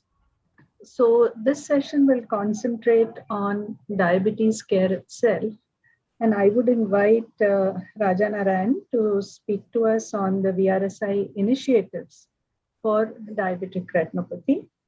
Raja is the network director or HR and the director of the Retina Institute and Clinical Research Center at LVP Eye Institute, and he's also the General Secretary of the Vitreoretinal Society of India. Welcome, Raja, to today's session. Yeah, thank you, Dr. Muna, and thank you all for giving VRSI the opportunity to show what we have done so far, including some initiatives which we have started in my term, but many of the initiatives which have been taken from our predecessors' times. And I would like to also, at the end, show what are the challenges, sometimes frustrations, which we have faced in spite of putting what we feel is a lot of effort. But there are many learning points which I hope this platform is providing us for the future. I would like to thank the present Governing Council for all the support that they have provided for these initiatives. I heard Rajiv mention that VRSI is a small group, but it has doubled in the last 3 years compared to what it was over the last previous 25 years. And it's growing because we all know that many of the retinal diseases now are medically managed and they don't need a very intensive training like surgical training. But the point is noted absolutely that diabetic retinopathy cannot be treated by a handful of VRSI doctors. We had been doing various screening programs where people in tier 2 and tier 3 cities mainly, not in the big cities, were given small funding to perform diabetic retinopathy screening on their own or along with the general physicians in their smaller cities. And while the amount being funded for the screening activity was small, but they were recognized in a major way by the VRSI by giving them certificates, and these participants used to value that a lot. Unfortunately, during COVID time, these kind of camps have been stopped, but hopefully they will be restarted soon in the future.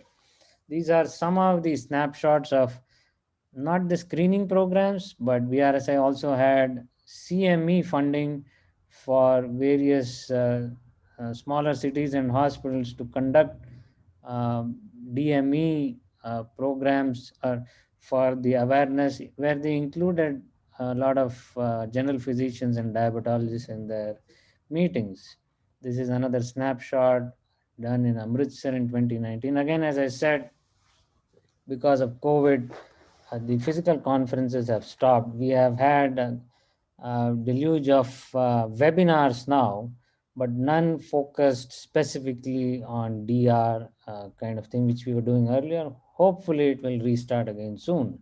As Dr. Natarajan mentioned, FM radio campaigns have been part of VRSA annual initiatives. We have been doing it for the last 2 to 3 years. And recently, we also joined hands with the one of the largest diabetes societies of India, with which the collaboration has picked up recently in the last 1.5 years. I would like to thank Dr. Shobhit Chawla, our president, for initiating that activity, and hopefully this will lead to much larger collaborative efforts, which is the need of the hour, where apart from specialists of ophthalmology, retina, and even diabetologists, we need to look at other cadres also, where we will have to do a lot of work along with those people to tackle this problem of diabetic retinopathy. So RSSDI, AIOS, VRSI, we all have been doing these campaigns. I'll play 2 audio jingles. जिन लोगों को diabetes है उनको serious I site loss भी हो सकता है। कहीं आप डायबिटिक तो नहीं? अगर हाँ, तो आज ही अपनी नजदीकी आई डॉक्टर को विजिट करें। अधिक जानकारी के लिए विजिट करें www.savemyeyes.in। रेटिना सोसाइटी और डायबिटीज सोसाइटी के द्वारा जनहित में जारी। So these were very short clips, and we had in regional languages apart from Hindi and English. I have diabetes. Me too. My doctor advised me to go for an eye checkup. Really? Well, I don't have any eye problems and my diabetes is also under control. Still, diabetes can damage your eyesight even if you don't feel any problem. If you have diabetes, please visit your eye doctor immediately. Visit www.savemyeyes.in. Issued in public interest by RSSDI and VRSI, the Diabetes and Retina Societies of India. I have diabetes. So overall, while we have been running these campaigns, we felt that apart from trying to discuss among ourselves as ophthalmologists and retina specialists, we do have various webinars and conferences and symposiums. We wanted to spread the message out so that patients' awareness will increase, and once you make some noise, you may have patients asking their diabetologists, their general physicians about these questions on DR screening. But it's very difficult to capture what has been the effect of these campaigns on patients, whether we have more patients coming in for screening now. Are there more patients asking their general physicians and diabetologists about retinopathy screening? That is something which we have not been able to capture. Yes, we had linked some of these to our website, and there were more hits on our website, patients trying to read more about diabetic retinopathy, but that does not probably translate into much on the ground. Along with AIOS, we had numerous activities, including DR screening guidelines. We did a survey along with Dr. Namrata Sharma, looking at options of fundus camera and OCT. What would happen instead of a diabetologist, instead of an ophthalmologist or retina specialist having these tools, but they were to be kept in a path lab where patients are referred for blood sugar, lipid profile, and everything else by diabetologists. Interestingly, ophthalmologists who are already invested in a fundus camera and OCT and have it in their setup would never refer refer a patient to a lab because the investment that they have made, that they would like to get returns on that. But those who did not own a fundus camera and OCT were fully in support of having it in a nearest path lab, and the patient can get those screenings done over there. But again, there are challenges over there. Who will see, who will do, who will assess, should it be dilated or not, and who will give the report? That's another big story in itself. We also have been involving key stakeholders from pharma industry to insurance company. These have been big changes in the last few years, and also corporate insurance. A lot of big corporates have their own health insurance programs and across specialties, and VRSI has been regularly doing meetings along with them.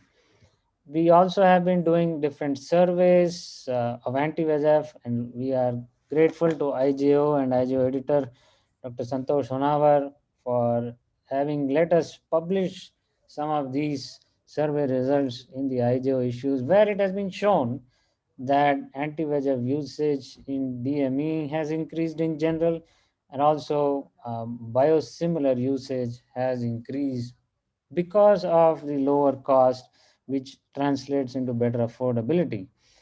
In terms of insurance, last year was a milestone when the private insurance approved intravitreal injections as part of their health insurance package, and no patient would be denied reimbursement for intravitreal injections. And we circulated these guidelines along with AIOS. Along with Anand Rajendran, our dynamic scientific committee convener, we have had multiple webinars on various aspects, but we have taken care that diabetic retinopathy features prominently in most of these webinars. We also have imaging competitions. We also have safety committee related to, which started off when we had a biosimilar where we had more frequent adverse events. This is to promote safety of our patients, and that has also been active and resolved many of these issues. We had last year on December 6th a joint workshop with RSSDI and AIOS, and I would like to name Padmaja and Rajiv Raman specifically, who spearheaded that meeting, which was mainly for diabetologists on how to screen patients with diabetes. And RSSDI has given numerous opportunities to VRSI to present in their annual meetings. And we also had in other conferences outside India also looking at countrywide screening programs in Asia and Southeast Asia. There is another workshop which is coming up, where again VRSI has involved numerous stakeholders, because VRSI believes that ophthalmologists alone or retina specialists alone, how much ever we talk, how many number of hours of webinars we do, it's not going to move the needle. We need to involve all stakeholders. So we are involving the health ministry, the pharma sector, FICCI, insurance, economists, technology specialists like fundus camera manufacturers and public health experts. And the list is exhaustive. And I believe that that is the correct approach to take this forward. I would like to highlight some of the challenges which VRSI has faced. Like, in spite of the number of awareness campaigns, the number of screening programs which we have funded, FM radio, talking to various diabetologists, I would probably say has not changed much on the ground in terms of health-seeking behavior of our patients. We have had numerous examples of how health is considered more of a law enforcement issue by our patients and community at large, like wearing a helmet if you are driving a two-wheeler, or wearing a seat belt is considered a law and order issue. How to escape being fined without wearing a helmet or wearing a seat belt. It's not considered a health issue when it's actually a health issue. COVID, again, last year showed that people were more afraid of law enforcement agencies, that you'll be caught by the police, rather than taking health in your own hands and doing what is supposed to be done. And that's why we had the home ministry leading all the efforts instead of the health ministry. Another challenge we face is we had recent example of famous actor who passed away due to myocardial infarction, and we saw an outpouring of grief and a sudden spurt in a change of health-seeking behavior for cardiac issues. Bangalore hospitals were flooded. Cardiologists did not get any leave or holiday for Diwali because so many people came for cardiac screening at that particular time. But again, in other states, it never happened. And I'm sure many cardiology societies have been putting out screening guidelines, while like in the same way, like we are talking about retinopathy screening guidelines. So patients as a whole, as a community, have different behaviors, probably not very receptive to what we say, but something else needs to happen. We have discussed at large about affordability. I think it's there just for DR screening. I don't think affordability is a major issue. Accessibility is also there, it's increasing. Technology we have discussed in numerous fora, and so many companies, technology companies have come forward. Numerous publications have happened, but I'm yet to see something significant happening on the ground. Skill shift is something which we should look at more carefully, and Padmaja has been doing a great job on that. And push and pull approach, we have been doing both. Push approach is from the doctor's side, telling, yes, you need to do this, and pull approach is from the patient's perspective, how they need to improve their health-seeking behavior. Some of these issues based out of my challenges which I have faced during my tenure, I'm just listing out now, and some of them were discussed in the last session by Dr. Shobha Shivaprasad. She raised an important point. There must be some link to incentives, and it's an important driver. Whatever said and done, any country, any health system, money does change the needle, it moves. People do start acting in terms of reimbursements. So if someone is being reimbursed, it need not be ophthalmologist who is paid X amount of money, because most of the action is happening at the physician level, the general physician level. But if reimbursement can be done in an appropriate manner for screening, and they should be given credits for maintaining their license, as has happening in some countries. So you get credit points every year to maintain your license. And if you refer X number of diabetic patients to an ophthalmologist, you get credit points. For that, you need to have a good documentation system, but they are doing well. And there was also a discussion about disincentive, that if you don't refer as per the law of the country, it is a big deterrent. And we have seen in ROP, there's a big lesson about ROP specific to our country. And everyone knows about the court case where there was a huge amount awarded to a litigant. I'm not saying we need to have that, but I'm saying that if there is no disincentive, it is going to be a huge hurdle to cross.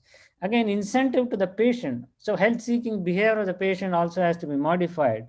And there has been some talk in some areas that whenever a patient has to have a license renewal at the age of 40, at least a large segment of population has some driving license, and when they have to renew, you can link it to certain preventive health checkups, without which you may not renew the license. And this can be horizontally integrated, not just looking at diabetes. There can be many other health checkups you need to do, and awareness has to start early, not just going to the adults. You have to teach early in school. We are still hearing patients asking about vitamin A for any number of eye diseases. And that's not because anybody has been shouting out of the rooftop about vitamin A. Now it has been taught in the school level. So in conclusion, ophthalmologists alone cannot prevent DR, and that's my serious conclusion after having done a lot of activities through VRSI. A multi-stakeholder approach is required, and while it's good to hear on November 14 a lot of these things, but I think it will take much more beyond just one particular day that we talk about this. But I'm very, very optimistic because numerous stalwarts, many of them are in this meeting today, many of them are not in the meeting today, have contributed a lifetime for this preventive problem of diabetic retinopathy. And I think their efforts will not go in vain. I'm very optimistic that we will achieve a significant success in the near future. So thank you for your kind attention. Thank you, Dr. Raja, for sharing the VRSI initiatives, joint initiatives by RSSTA and VRSI together, and the right approach that it has to be a multi-stakeholder approach. And we can have the discussion at the end of the rest of the talks. Next, I would like to invite Dr. Rajiv Raman. And of course, we all know Dr. Rajiv Raman, who needs no introduction to this circle of audience here, but for the other audience, Rajiv is the senior consultant, VR consultant at Shankar Nethralaya, and has been involved in diabetic retinopathy research initiatives, particularly with use of artificial intelligence with Google. And let's over to Rajiv. He'll be talking to us about use of artificial intelligence in the management of diabetic retinopathy.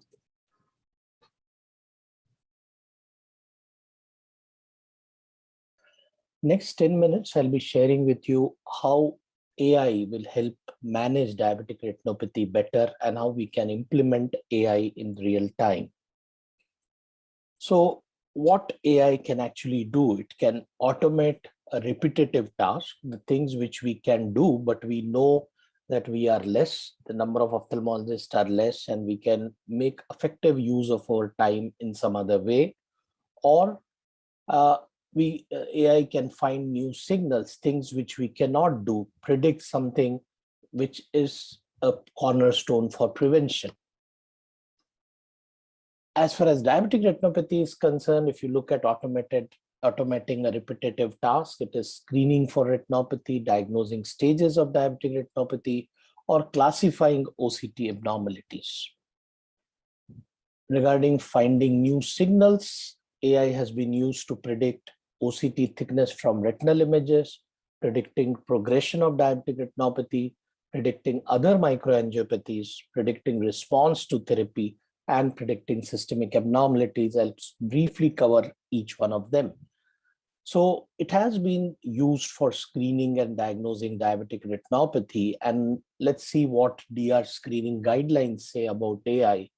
In 2020, the American Diabetic Association included AI as a part of screening diabetic retinopathy, and they said that any of the AI system which can detect more than mild NPDR and DME can be used as an alternative to a traditional screening approach.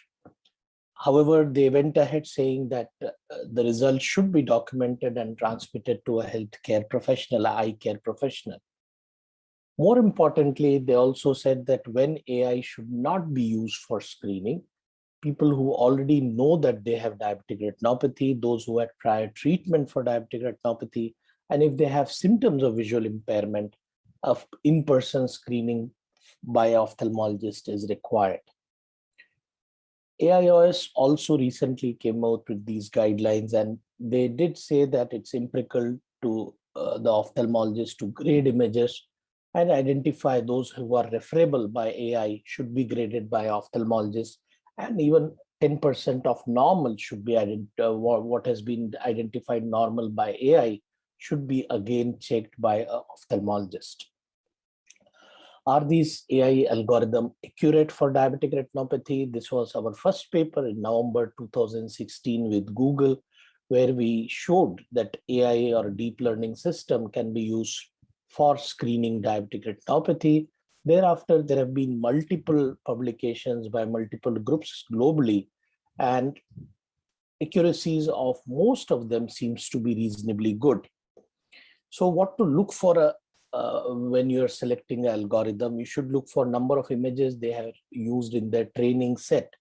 It's important because we had shown that after 60,000 images, the performance doesn't change. That means if the AI algorithm has been trained on a set of images very less, you need to really look with a lens how good these AI algorithms are. It's actually in a computer jargon, it is told that garbage in and garbage out. So it all depends on what was the ground truth, how the ground truth was ascertained. There can be multiple ways by ophthalmologists, by educated truth, by multiple graders. So that's again gives you some idea how good the algorithm would be. Whether the algorithm was trained on mydriatic or a non-mydriatic image, majority of the commercially available AI algorithms are today, which are available, have actually been trained on mydriatic images. One of the one like the Remedio has been trained on non-mydriatic image. So you must know how you intend to use the algorithm in your clinical practice, and whether the algorithm were trained on a single field or a multiple field. Like Google AI algorithm has been trained on single field. If you look at Selena, which is from Singapore, Seri, it's been trained on multiple fields. So it actually, the selection of algorithm depends on the circumstances of an intended screening. You want to use mydriatic, non-mydriatic, single field, multiple fields. Based on that, you select your algorithm. Is the performance dependent on camera? This was actually the work which we did with Google in Thailand, where we had used multiple cameras, and we did find that if image is gradable, the performance of AI algorithm seems to be similar across the cameras. How we can improve the efficiency of AI algorithm for DR screening? This is one of the work which we did with in a study called Smart India. Some of you are part of it, where we tried developing an algorithm which can predict the gradability of the image with a very good accuracy, so that if an image is non-gradable, it can alert the photographer to retake the images. Another work which we did with a group in Hong Kong, where we tried developing an algorithm for diabetic retinopathy screening with ultra-wide field obtuse images, with that also showed a pretty good accuracy. How we can implement AI in DR screening? So there are two ways. It can be used as a fully automatic mode, like what Arvind is using at physician clinic or their vision centers, with people who have no knowledge or a poor knowledge of grading. The model, the images are uploaded and AI gives the diagnosis, and based on that, the referral is done.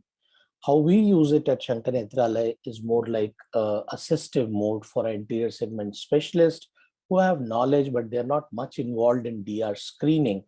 And the images are uploaded, the ophthalmologist grades the image, and then he checks AI, and he has a chance to augment his grading based on the AI result. So this is a short video which shows that. So the workup is done by the optometrist. He takes the image, consent is taken, and once consent is done, the images are uploaded. He also writes whether it was dilated or non-dilated, whether the cataract was present or not. Now the patient comes to the ophthalmologist, and he has a chance to grade diabetic severity of retinopathy and DME, and then he checks the automated result. If there is difference, he can again relook at the image and give the final grade. So this is what we call as an assistive DR screening. This is our initial 350 patients. The accuracy of this system work is pretty good, as comparable to what we had published in the clinical study. Again, if you look at referable diabetic retinopathy, it's not only presence absence, even for referable retinopathy, the performance of the algorithm seems to be pretty good. We also tried using another AI system which is developed from South Korea, which can detect presence of diabetic retinopathy, presence of, I would not say diabetic retinopathy, any retinal lesion, presence of glaucoma, disc suspect, and ungradable images. And we used it in various specialities to see, can we reduce the referrals? So we're used in glaucoma, and actually the true referrals were picked up pretty good as compared to the ophthalmologist. We have also used across the whole country screening in Thailand, and we did show that it is comparable to the human graders in screening diabetic retinopathy in a nationwide screening program. It can also be used to classify OCT abnormalities. This is one of the very good paper which describes any OCT taken on various machines. It can classify whether it is a center involving DME or a non-center involving DME. Regarding predictions, there are a couple of ways it can be used. So this is our recent work, which you will soon see in ophthalmology retina. If we can label the fundus photos from the OCT, like if you look at this photo, it has got on a fundus photo, it is a center involving diabetic macular edema. But if you see OCT, the center involvement is not there. It's not a center involving DME. Another patient who has clinically doesn't look like a center involving DME, but OCT, you can see there is center involving DME. So we labeled the fundus photos from the OCT ground truth and got pretty good accuracy in detecting DME from the fundus photos alone. We can also use it to predict progression of DR. This is one of the beautiful work which shows that we can use deep learning to predict directly the chances of progression of diabetic retinopathy with the accuracy of 0.8. We also worked with Cambridge consultants to look at, can we detect other microangiopathies? And so this is a recent publication where we could detect diabetic neuropathy with a fairly good accuracy from the retinal images. It can also, people are working on trying to see if we can predict the treatment response. This is ongoing work with Zeiss, which we have been working for predicting the response after anti-VEGF. And some encouraging results.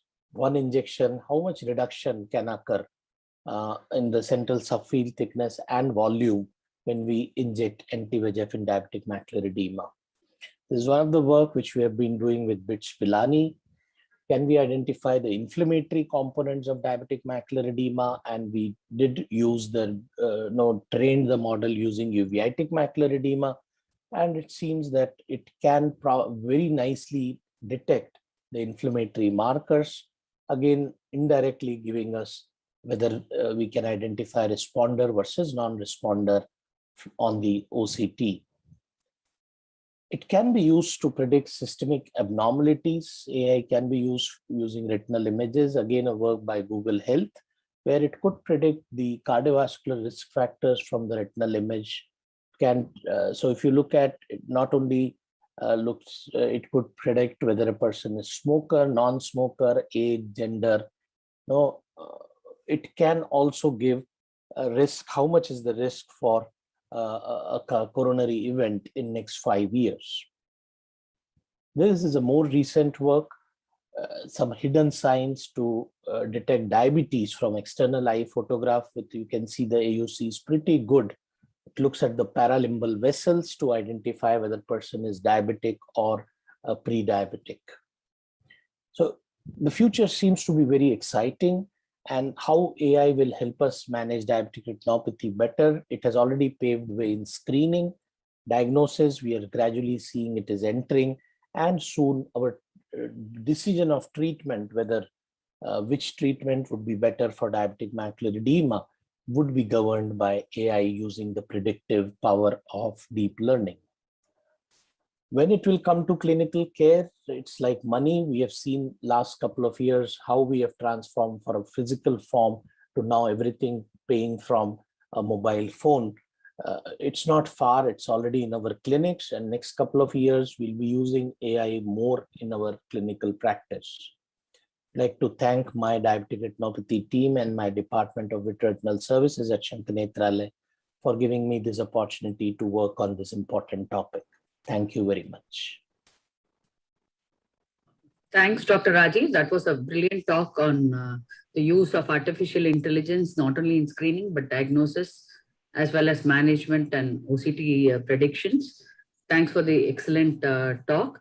Next, we would be having, after having listened to Dr. Sandeep Julka talking about the role of diabetologists in diabetic retinopathy care, now we have a talk by Dr. V. Mohan on the role of diabetologists in diabetic retinopathy screening in India. Dr. Mohan is the chairman and of Dr. Mohan's Diabetes Specialty Center and the president of Madras Diabetes Research Foundation. We had Dr. Shobha, who also spoke about the Madras IDRS risk score, the importance of using IDRS risk score in diabetes screening. And he is in fact recently Stanford had named Dr. Mohan as one of the top 2% scientists in the world. And he's the highest ranked scientist in Tamil Nadu. And he's among the top 0.1% researchers in type 2 diabetes as per PubMed. And many of you would have probably read his recent new book, Making Excellence a Habit, which is one of the bestsellers in Amazon. And if you haven't, please do read the book. It's an interesting book, which gives a holistic approach to not just diabetes, but research. Do read it when you find time. And over to Dr. Mohan. Hello, everyone. I'm Dr. V. Mohan, chairman of Dr. Mohan's Diabetes Specialty Center, and I'd like to take this opportunity to wish all the viewers and all the faculty and delegates a very happy World Diabetes Day. Due to various other programs, I'm unable to attend this in person, but I'm happy to give this talk virtually and to send you the video.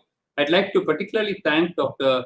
Rajiv Raman and all the colleagues from Shankar Nethralaya who invited me to give this talk. I'd also like to thank my colleagues and ophthalmologists and the diabetologists at Dr. Mohan's Diabetes Specialty Center who helped in carrying out this screening for diabetic retinopathy in our center. The topic allotted to me is the diabetologist's role in diabetic retinopathy screening in India, and I hope I can give you an overview as to why the diabetologist should also be involved in diabetic retinopathy screening. First of all, if you look at the numbers of people with type 2 diabetes, in India, currently we have about 77 million people with diabetes, and these numbers are set to increase to some 134 million in the next few years. So that's a lot of people. And imagine that all these people have to be screened not just once, but on an annual basis. And you can imagine the amount of work involved. And naturally, just by ophthalmologists alone, this cannot be done. And we have to involve general physicians as well as diabetologists. Now, just to give you a flavor about how these numbers, the 77 million and all that came, we have the ICMR India Diabetes Study or the INDIAB study. This is done in the whole country, 29 states and 2 union territories, funded by the ICMR and the Department of Health Research. And it has a sample size of 124,000 people. And when the first 15 states were completed, we published this in Lancet Diabetes. And what we showed, and Dr. Anjana is actually the first author of this paper. And what we showed there was huge differences in the prevalence of diabetes shown in red here, with Bihar, for example, in those first 15 states having the lowest prevalence, and Chandigarh, the Union Territory, having the highest prevalence of diabetes. In the next round, when we finish the other 15 states, there are states with much higher prevalence. For example, Kerala, Goa, and so on. The prevalence is almost between 20 to 25% of the whole population. But the very another interesting point which this INDIAB study brought out is the blue one. If you look at the blue, this is the GDP of the state. In other words, the gross domestic product, or how rich a state is. So you can see the poorer the state, the less the diabetes. And as the diabetes prevalence goes up, you can see the GDP of the state is also going up. So there is a fairly good correlation between the economic development and diabetes, because they put on weight then and then get diabetes as well. Now, These 77 million people with diabetes in India, how well are they controlled? Again, we have data from the INDIAP where we have looked at the glycemic control. You know that the HbA1c test has to be below 7%. But if you look at the national data, less than 1/3 of people have an A1C below 7. And if you look at the other end of the spectrum, HbA1c above 9, which is very poor control, almost 40% of people in rural areas and 32% of people in urban India have A1C above 9%. Now, this naturally results in a huge burden of diabetes complications. You can see the retinopathy shown here. And I know that there are excellent studies from Shankar Nethralaya, from Arvindai Hospital, from LV Prasad, from Dr. Natarajan's center in Mumbai, and many others. What's interesting is that almost all of us got the same results. In urban or rural Tamil Nadu or anywhere else where it's been studied, approximately 17-18% of people having diabetic retinopathy in these population-based studies. The reason I put up this slide is that for you to know as ophthalmologists, there is not just retinopathy that patients with diabetes have, they also have kidney disease, neuropathy, peripheral vascular disease, and coronary artery disease. And all these are population-based studies, both in urban and rural India. In fact, these are some of the only data on complications from India. So we have a huge burden of diabetes-related complications. For example, let's look at retinopathy. Probably 14 million people with diabetic retinopathy in India. And therefore, a lot of work for ophthalmologists to do. But on a more sober note, chance of becoming blind quite high if it is not detected early and treated early. Now, one more point I just wanted to share with you is that not all people with type 2 diabetes have the same risk for microvascular complications. Last year, we published a paper in BMJ Open Diabetes where we showed that there are novel subgroups of type 2 diabetes in Indians, and their associated microvascular complications also changes. For example, there are 4 types of subtypes of diabetes. There is a severe insulin deficient diabetes, or SID. These are lean people, young people, BMI is lower, and they have more severe diabetes. And these are people who are more prone to retinopathy, actually. There's an opposite type. People are obese and insulin resistant. These people are more prone to kidney disease and heart disease, not so much to eye disease. We also described for the first time a new variety of type 2 diabetes in Asian Indians, and that is a combined insulin resistant deficient variety of CIRDD. People with this type of diabetes are most difficult to control, and also they are more prone to both kidney disease as well as retinopathy. And finally, we have the mild age-related diabetes, which comes in older age group, and they are relatively protected from the complications of diabetes, including retinopathy. So what is the clinical relevance of the clustering? That's exactly what I just showed you, that if you look at the severe insulin deficient variety, they are more prone to retinopathy, whereas if you look at the chronic kidney disease, it's insulin resistant variety, which is more prone. But interestingly, as I told you, the CIRDD, the combined variety, is more prone to both retinopathy as well as to nephropathy. We have also designed what's called as the Diana software. The Diana stands for Diabetes Novel Subgroup Assessment, or Diana tool. So what happens is that if you enter the all the findings, for example, BMI, waist, HbA1c, triglyceride, C-peptide, even without C-peptide, you can find out. There is a software which will calculate and tell you that this patient most probably has severe insulin deficient variety, that the risk of retinopathy is 62%, and this patient can be treated with insulin sulfonylurea DPP-4 inhibitor. So we are able to not just treat everybody in the same way, but this is precision diabetes at its best. And this is something which we now have started practicing at our center, because we're able to determine the risk for developing retinopathy, nephropathy, etc. I just wanted to show you how useful diabetes electronic medical records can be. We started our electronic medical records as far back as 1991. So we are now have these records for 30 years. In 1996, we completely converted into an online diabetes electronic medical records. Today, we have more than 500,000, 540,000 individuals with diabetes in this electronic records. It's a very useful tool for clinical and research purposes. For example, it tells you, this is some of our publications on this. This is what happens when the patients come to our center. They register at the front desk, go through the history, they see the consultants, they go to the lab, get the eye test done. So this is where the role of the diabetologist comes. They check the eyes of almost all the patients who come to us, and then they meet the consultant, and they have the diet advice, then they pick up the medicine in the pharmacy and they can go. So in this whole cycle, this is called as total diabetes care. Not only the kidney, but the eyes and the feet and the nerves and the heart, and everything can be checked at the same sitting, so that before the patient completes the consultation, all the results also come in. And of course, we have serial data. You can see the HbA1c coming down over a period of 2 years, 3 years. We have all the data stored in the electronic records. This is lipids. You can see cholesterol, triglyceride, HDL, all the data we have on a continuous basis. This is one of the things which all of you would be interested in. And this is a project which was done by Dr. Rajalakshmi and colleagues, where we validated a smartphone-based retinal photography for diabetic retinopathy using the Remedio camera. And using this smartphone-based retinal camera, we're able to get excellent images. And because of the low cost, we have now installed these in all our clinics across India, all the 50 branches in 32 cities. We have installed this. And so every patient who comes in can have the eye photographed, and instantly we can refer them to the ophthalmologist if indicated. And we have shown the value of this. In fact, we believe that the prevalence of proliferative retinopathy and sight-threatening retinopathy can come down if all diabetologists screen. So my take-home message is exactly on that point, that diabetologists have a wonderful opportunity to screen for diabetic retinopathy. Patients go to the ophthalmologist usually after they develop symptoms, and therefore they come to ophthalmologists relatively late.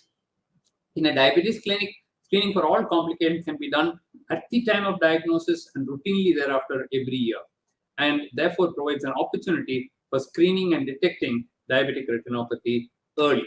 And with that, I would like to thank Dr. Rajiv Raman and all my colleagues at Shankar Nethralaya. Congratulate you for taking up this event on World Diabetes Day, and also thank all my diabetologists and ophthalmologists, particularly Dr. Rajalakshmi and Dr. Pratibha and their team for leading all the work on diabetic retinopathy at our center. Thank you very much. I think you will all agree that that was a wonderful talk, and though Dr. Mohan is not there, probably Dr. Sandeep would be able to comment during the panel discussion. I would now like to introduce the next speaker, Dr. Kim from Arvind Eye Hospital, Madurai, and he'll be speaking to us on teleophthalmology for diabetic retinopathy care, reaching the unreachable. Dr. Kim is an accomplished vitreoretinal surgeon who now heads the teleophthalmology and IT segment of the Arvind Eye Hospital group. And he's also the Chief Medical Officer of Arvind Eye Hospital, Madurai. We'll have his talk now.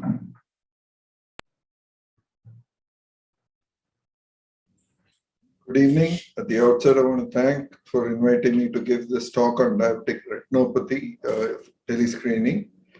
Recent publications from the International Diabetes Foundation shows that the number of diabetics globally is about 537 million, much more than what was projected earlier. But it's sad to see that 4 in 5 adults with diabetes live in low or middle income countries, which poses a major economic problem in dealing with these patients for these countries. In India, we have about 77 million people living with diabetes, and it's projected to almost double in the next 20 years or 25 years, which means we have a major problem of dealing with this, not only diabetes, but also the complications of diabetes, such as diabetic retinopathy.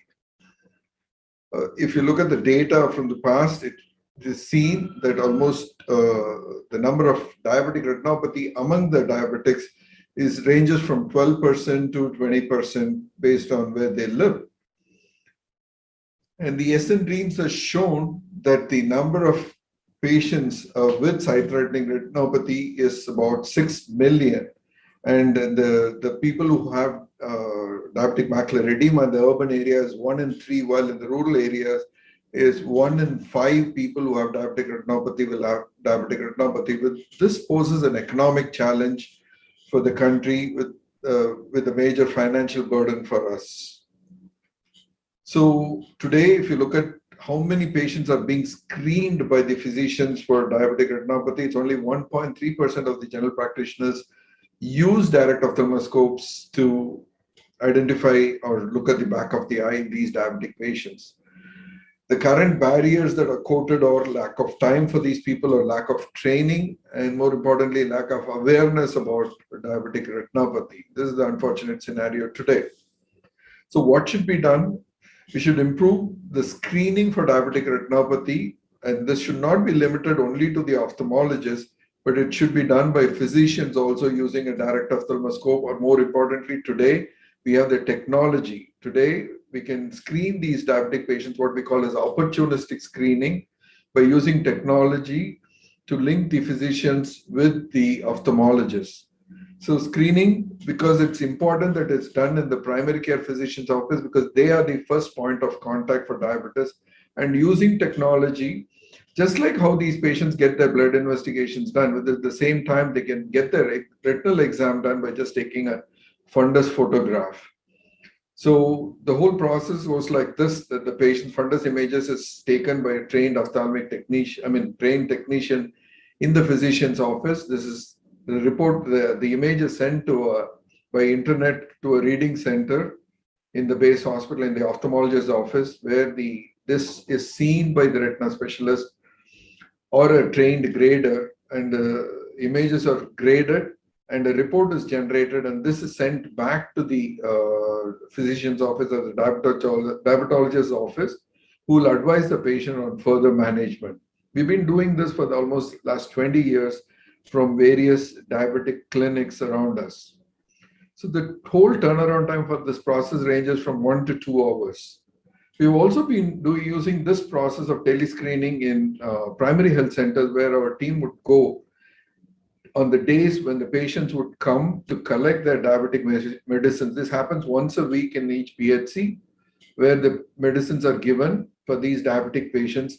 The physician there ensures that every diabetic patient has their eye examination through this telescreening process, and only then would they give them the medicines. This ensures that every diabetic is examined for their diabetic retinopathy. But the challenge in this is to have trained graders, or the retina specialist time is too important to be spent on this activity, and also the time delay in this whole process of sending the image and getting the report back. And more importantly, it's seen there's a lot of inconsistency among different graders while grading. So LV Prasad has done a wonderful job of developing a training curriculum for non-ophthalmologists to do diabetic screening, in taking fundus photographs, in assessing the grading images, and preparing a report for doing the screening process. With the advent of AI recently, for diabetic retinopathy screening, this process has become much easier. Today, you can just drag and drop an image into the report in this tool, which within a few seconds would give a report of the grade or the stage of retinopathy. And this can, based on this, the patient can be advised on further management. So today in our screening process, we have replaced the grader with an AI tool, where the report is generated within a minute, and the physician's office does not have to wait longer. Almost instantaneously, they get the report. We've been using the Google's algorithm, but today there are any number of algorithms that are available in the market today. These are some of the popular ones that are there. Many of them have got certifications to be used in real time, and there are almost more than 100 AI algorithms for diabetic retinopathy, because this was the first disease condition wherein AI was used in healthcare. There are two types of AI. One is an online and offline. Online needs images to be uploaded to the cloud and then receive the report. So it needs an internet. An offline program or the algorithm resides in the camera itself with no need for the internet. Each has its pros and cons. The other type of, or the classification that is done, the simple one is to identify as no diabetic retinopathy or as a referable diabetic retinopathy. This is what many of the algorithms do. There are some which are more refined, which grades the images into different grades like mild, moderate, severe, or with the presence or no absence of diabetic macular edema. And this is used in certain algorithms which have been trained in multiple data sets. We have implemented AI in real time in our screening program for Delhi screening, where we are doing this with multiple diabetic clinics. In the last 28 months, we have screened about little more than 50,000 patients, where 21.1% of patients have been identified with diabetic retinopathy. Shankar Netralia also has been doing DR screening for almost 2 decades now, wherein they send the vans into the community with the fundus camera. Diabetic patients' images are taken, and over video conferencing, the doctor from the base hospital advises the patients on the status of retinopathy. Most diabetic research center does a lot more work on diabetes, and they use these mobile vans to not just screen for diabetic retinopathy, but various other diabetes-related complications. And Dr. Rajalakshmi has been working on screening these patients for diabetic retinopathy using the fundus photos earlier with manual grading, and recently she's been doing a lot of work on using AI fitted into a fundus on phone camera or the phone cameras which had AI built into it. She's done a lot of work, including publishing on the effectiveness of using these in the community. Dr. Natarajan from Aditya Jyot has been doing a tremendous work and has been pioneering this effort on DR screening in the community, and his team has been working in the slums, the Dharavi slums of Mumbai, screening the diabetic patients earlier using fundus cameras, and now they are using these AI-based fundus cameras to screen these patients. So telescreening can play a major role in the early identification of diabetic retinopathy patients. But very important, there is a need for awareness and onus of identifying these patients by the physicians, because as I keep insisting that they are the people who are the first contact of the diabetic patients, and these people can screen these diabetics opportunistically using technology, and this can play a major role. With the advent of AI, this can become much easier in screening these patients to prevent this needless blindness. I want to thank you for your patience here. That was a very informative talk by Dr. Kim. I know we are going past the scheduled time for the webinar, but Rajiv has said we can have a couple of questions. So I'll start with a quick question to Raja after your very nice talk on all the initiatives brought out by VRSI. Now, every year we see that the theme of the programs on Diabetic Retinopathy Day or the World Diabetes Day are different. Do you think a repetitive kind of theme is better than an innovative theme? Will it drive in the message better to people in terms of compliance? Or do you think innovation every year is a good idea? I think Raja is not there. We can ask Anand Rajan Anand. to take We can ask Anand then. Yes, Anand. Yeah. So I think while it's important to be repetitive in the sense that you're reinforcing the message, so I think that is important. I think the theme has not really changed over the time, that we need to bring more people into our dragnet of screening. But at the same time, it's important to keep looking for, as well as keep passing on the message of innovative methods. And we also need to use more innovative methods, like, for example, social media. A lot is happening now. The whole idea is to reach out as far as possible to both the target populations as well as the general population, so we get more people in. I was fascinated by what I saw, the IDRS score in honing in on these target populations. So I think methods like this, research towards this in this direction, all will help. I think nowadays, if we see in our clinics, we see more young people bringing in their parents. And I remember my children coming home from school one day and asking me, Amma, do you have diabetes? So I think schools and colleges and, these IT firms are a good place to have these awareness programs. They may bring in their parents. So I think that is also probably something we can look at, because they are probably more educated, more aware, and more likely to bring in the. I think Dr. Padmaja is not there, but LVP did a program with World Diabetes Foundation on exactly, ma'am, the same thing which you told. They targeted school children, and their aim was that if you can make sure that you make your parents and grandparents screen for diabetes, and they taught them to do a blood sugar. So this was World Diabetes, I think, International World Diabetes Foundation project of LV Prasada Institute. Long back, I don't know. She's not there, but she could have probably given some more idea about it. Yeah, and absolutely. And just a question for Girish. And we've seen nowadays there's so much pressure to conduct webinars from these pharmaceutical companies, and most of the time they want you to talk on OCT, they want you to talk on imaging, they want you to talk on biomarkers, and the target is diabetic macular edema. You think somewhere we are losing the picture in terms of teaching our residents good indirect ophthalmoscopy, or how to examine the retina? Are we missing out on targeting these webinars towards postgraduates of general medicine and ophthalmology instead? I think absolutely, ma'am.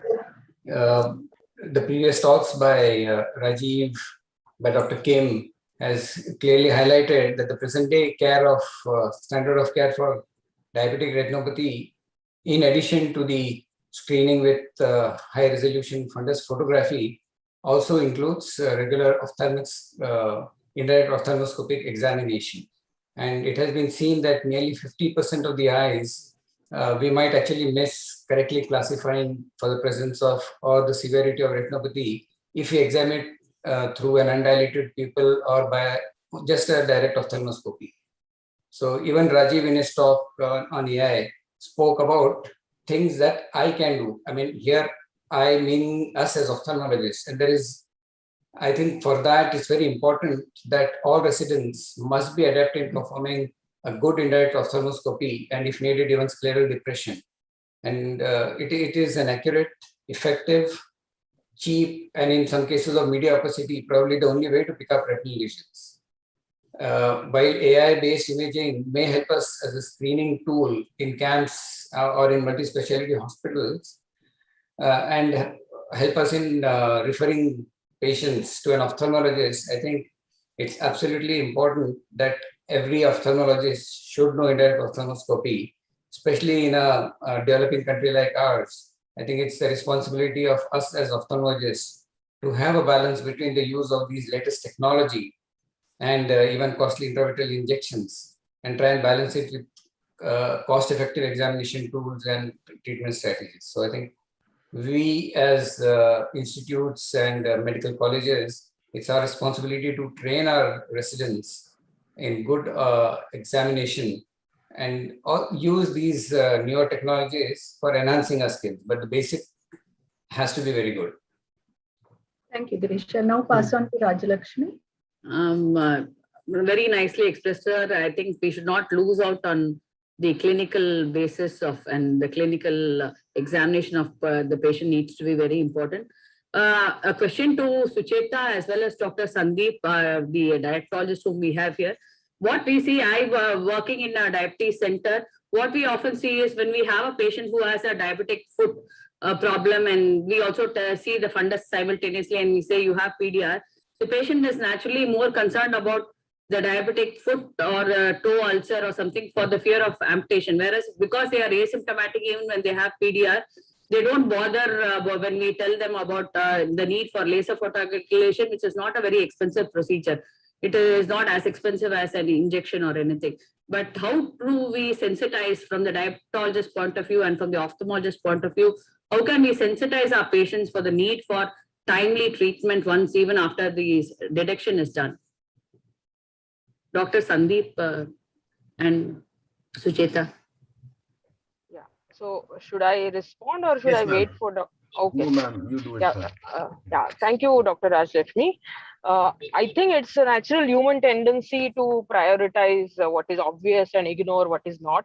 So diabetic foot is something very obvious to a patient, whereas PDR may not be obvious. So ideal way to improve their uptake of treatment would be to have, information, education, communication campaign using lot of materials and all. But in a real world, it may not, have a real impact in a short duration. So I think this is precisely where teleophthalmology can play an important role. So by this, I mean making use of the fundus images to educate the patient, to show them the difference between normal and abnormal, and why the patient needs to undergo laser treatment as early as possible. So by educating them, by using images as a counseling tool, would go a long way to improve their compliance to whatever we advise. Thank you. Yeah, so I think Dr. Suchita has hit the nail on the head. I was talking about diabetes therapy by the ear, and all these new drugs which you have, which are DPP-4 inhibitors and SGLT2s, they bring down our A1C by about 1% when we give them. I am firmly of the belief that proper diabetes education can itself bring down A1C by about 1%. And we know that bringing down A1C by 1% reduces 30% reduction in microvascular injury. So patients are concerned about their eyes. The only thing is how you convey to them that your diabetic foot is as important, or as the eyes are as important as your diabetic foot, or your heart is as important as your eyes, and vice versa. And as today we had a good session in the morning. I'd invited a nephrologist, ophthalmologist, and a cardiac surgeon to one of our seminars. And when they spoke, every says he's diabetic. 50% of your patients in the dialysis unit are diabetics. Commonest cause of blindness now is one of the commonest causes is diabetic retinopathy. So I think the more information goes to the patient, patients will come and demand an ophthalmic checkup. They will, and it happens sometimes that Dr. Saab, I didn't have a checkup in the last 6 months or a year. Do you think I need a checkup? So I think education is the way forward, and now there is no dearth of people who are practicing proper, and they are very sensitized. At least in Indore, we've got good centers for retinopathy, diabetic treatment. Yeah, just would like to add one thing. I think when you have both foot and proliferative diabetic retinopathy, rather than just explaining or creating awareness, it's important to do what I call as a fear counseling. I think that is very important. The moment you tell them that if you don't get treated next couple of months, you are blind, I think you have to be very blunt and tell this. And this in our Lions Club program, which we did across 6 districts, we had created these type of things, which really made sure that we never had patients dropping out from treatment. I think it's important to do a fear counseling in these cases. Very true. I think particularly in our Ornate India, Smart India project also, we saw that there are a lot of institutions which do these screenings, particularly World Diabetes Day, we do a lot of screening. But what steps can be taken to close the loop and ensure that those patients who are screened actually undergo treatment? That what you say, that creating the fear or a positive impact, as what Dr. Sandeep mentioned here, more than carrot rather than a stick, also sometimes can help. Yes, sir. Yes, Sandeep.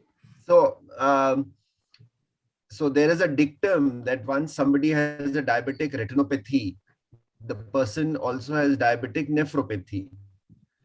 And nephropathy, the commonest cause of death in a patient with diabetic nephropathy is cardiac. So sometimes, even if the lipids are not too bad, when somebody has a diabetic retinopathy, I tend to put him on statins and antiplatelets.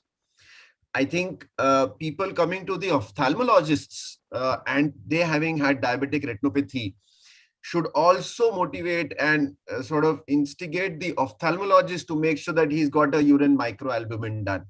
Yes. That would also go a long way in preventing, even if the physician or the GP misses out on microalbumin, which is a test which can actually, you can reverse nephropathy from there by adding ACE inhibitors or ARBs. So I think it can be two ways.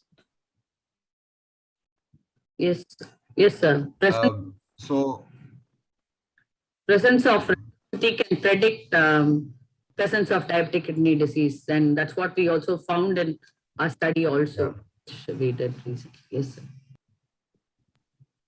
And Rajiv just mentioned about neuropathy being predicted and the cardiovascular. So basically diabetes affects all endothelium. So if you have one endothelium involved anywhere in the body, it is sure that others will get involved sooner or later. So that should prompt us to put in more protective measures, preventive measures. Yes, sir. Very valuable points mentioned by you. Thanks for those insights. And I think now teleophthalmology, with the COVID onset, I think teleophthalmology has been very much in vogue. Rajiv, what is your take on the difference between teleophthalmology and actually seeing a patient when the patient has retinopathy? Do you think in-person counseling and teleophthalmology consultations during these COVID and lockdown times? Yeah, COVID times and lockdown times, definitely teleconsultation helped us. However, once now things are open, you must understand a real evaluation, because in India, we don't have these wide field photography very prevalent. We take only the posterior pole images. And as Dr. Mona Bende was rightly mentioning, many times we are so much focused on diabetic macular edema. Many times we miss a proliferative diabetic retinopathy, which is there. So I think though you can initiate your treatment, you can advise them, but you need to make sure that either they visit you or a local ophthalmologist nearby. I think for a detailed eye evaluation, don't just leave it on the thing that, okay, seeing a OCT or just seeing a posterior pole image, you advise for injections or any form of treatment there.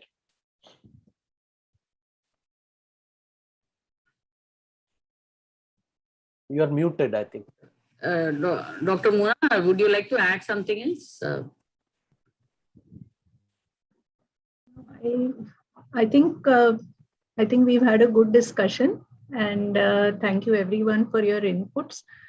A lot of things we wanted discussed in the panel today for the second session were answered in the first session itself. Yes. So I think it's been a great learning experience for all of us, and thank you all for your active participation. Rajiv, would you like to close the session? Sure, ma'am. So really it was a eye-opener, a very important event, and we learned a lot of things. That one thing uniformly came out, that screening for retinopathy should not be a domain only for ophthalmologists.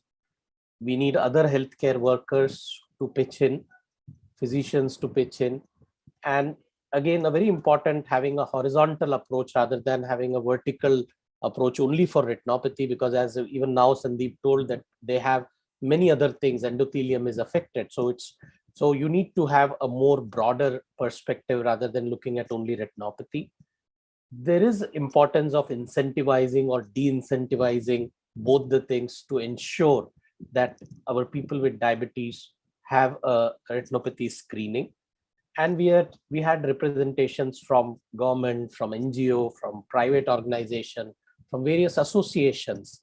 And I think all of them, they say a common word to prevent the sight-threatening diabetic retinopathy, prevent blindness due to retinopathy. And I think this is just an initiation which we do on World Diabetes Day. It has to be a perpetual event of each of these organizations to continue work to prevent diabetic blindness. I would request Dr. Sugneshwari to just give a vote of thanks. Indeed, it was a wonderful session on what we are all performing. It was excellent talks what we had. So it gives me a great privilege to thank everybody who has been here, the VRSI team, Dr. Shobhit Chawla, Dr. Raj Narayan, Dr. Anant Rajendran, whom we are indeed indebted for having been a part of this session. And the AIOS team, whom I would like to thank, Dr. Barun Kumar Nayak, Dr. Namrata Sharma, Dr. Rajesh Sinha, for inaugurating or launching the IGO session. And apart from that, I would like to thank our techno partner, Mr. Sai Neurotechnologies, for having conducted this program seamlessly well. And I would also like to thank the only non-ophthalmologist here today, Mr. Rajiv Sadanandam, who would be taking this thing in a more brighter manner, because without the governmental support, I don't think we'll all be able to perform anything. So I would like to thank him. And the non-ophthalmologist here with us today, Dr. Sandeep Shulka. Without his presence, I'm sure this session would not have been any brighter. Thank you, Dr. Sandeep Shulka. And I would also like to thank Dr. Mohan with his presentation, with us extremely good, wonderful presentation, which we have heard from him. And I would like to thank all the other speakers, Dr. Rahul Ali, and my other senior retina colleagues, Dr. Shobha Shivprasad and Dr. Kim, who has been there to present a wonderful session on their teleophthalmology sessions. And I would like to thank Dr. Padmaja Rani Kumari, who had moderated the session so well. Apart from what she has been in her personal experience, we know she's a wonderful trainer. And I would like to thank all my senior teachers, Dr. Muna Bende, Dr. Pramod Bende, who has been there to actively take part in these sessions. And I would like to thank Dr. Kim, Dr. Mohan, Dr. Girish Rao for being here today, and Dr. Raja Lakshmi, whom we always share our podiums many a times. She's been wonderful today. And I would also like to extend my thanks to Dr. Sucheta Kulkarni and Dr. Padmaja Rani Kumari. So it's extremely wonderful that we have had a wonderful session on this World Diabetic Day, in wherein we are trying to create awareness and think about what to do next in order that we don't reach the 134 million, what we are all talking about, by 2045. So thank you. Here we wind up with this today. Enjoy your rest of your Sunday. Thank you. Thank you. Thank you. Bye-bye. Bye-bye. Bye. Thank you very much.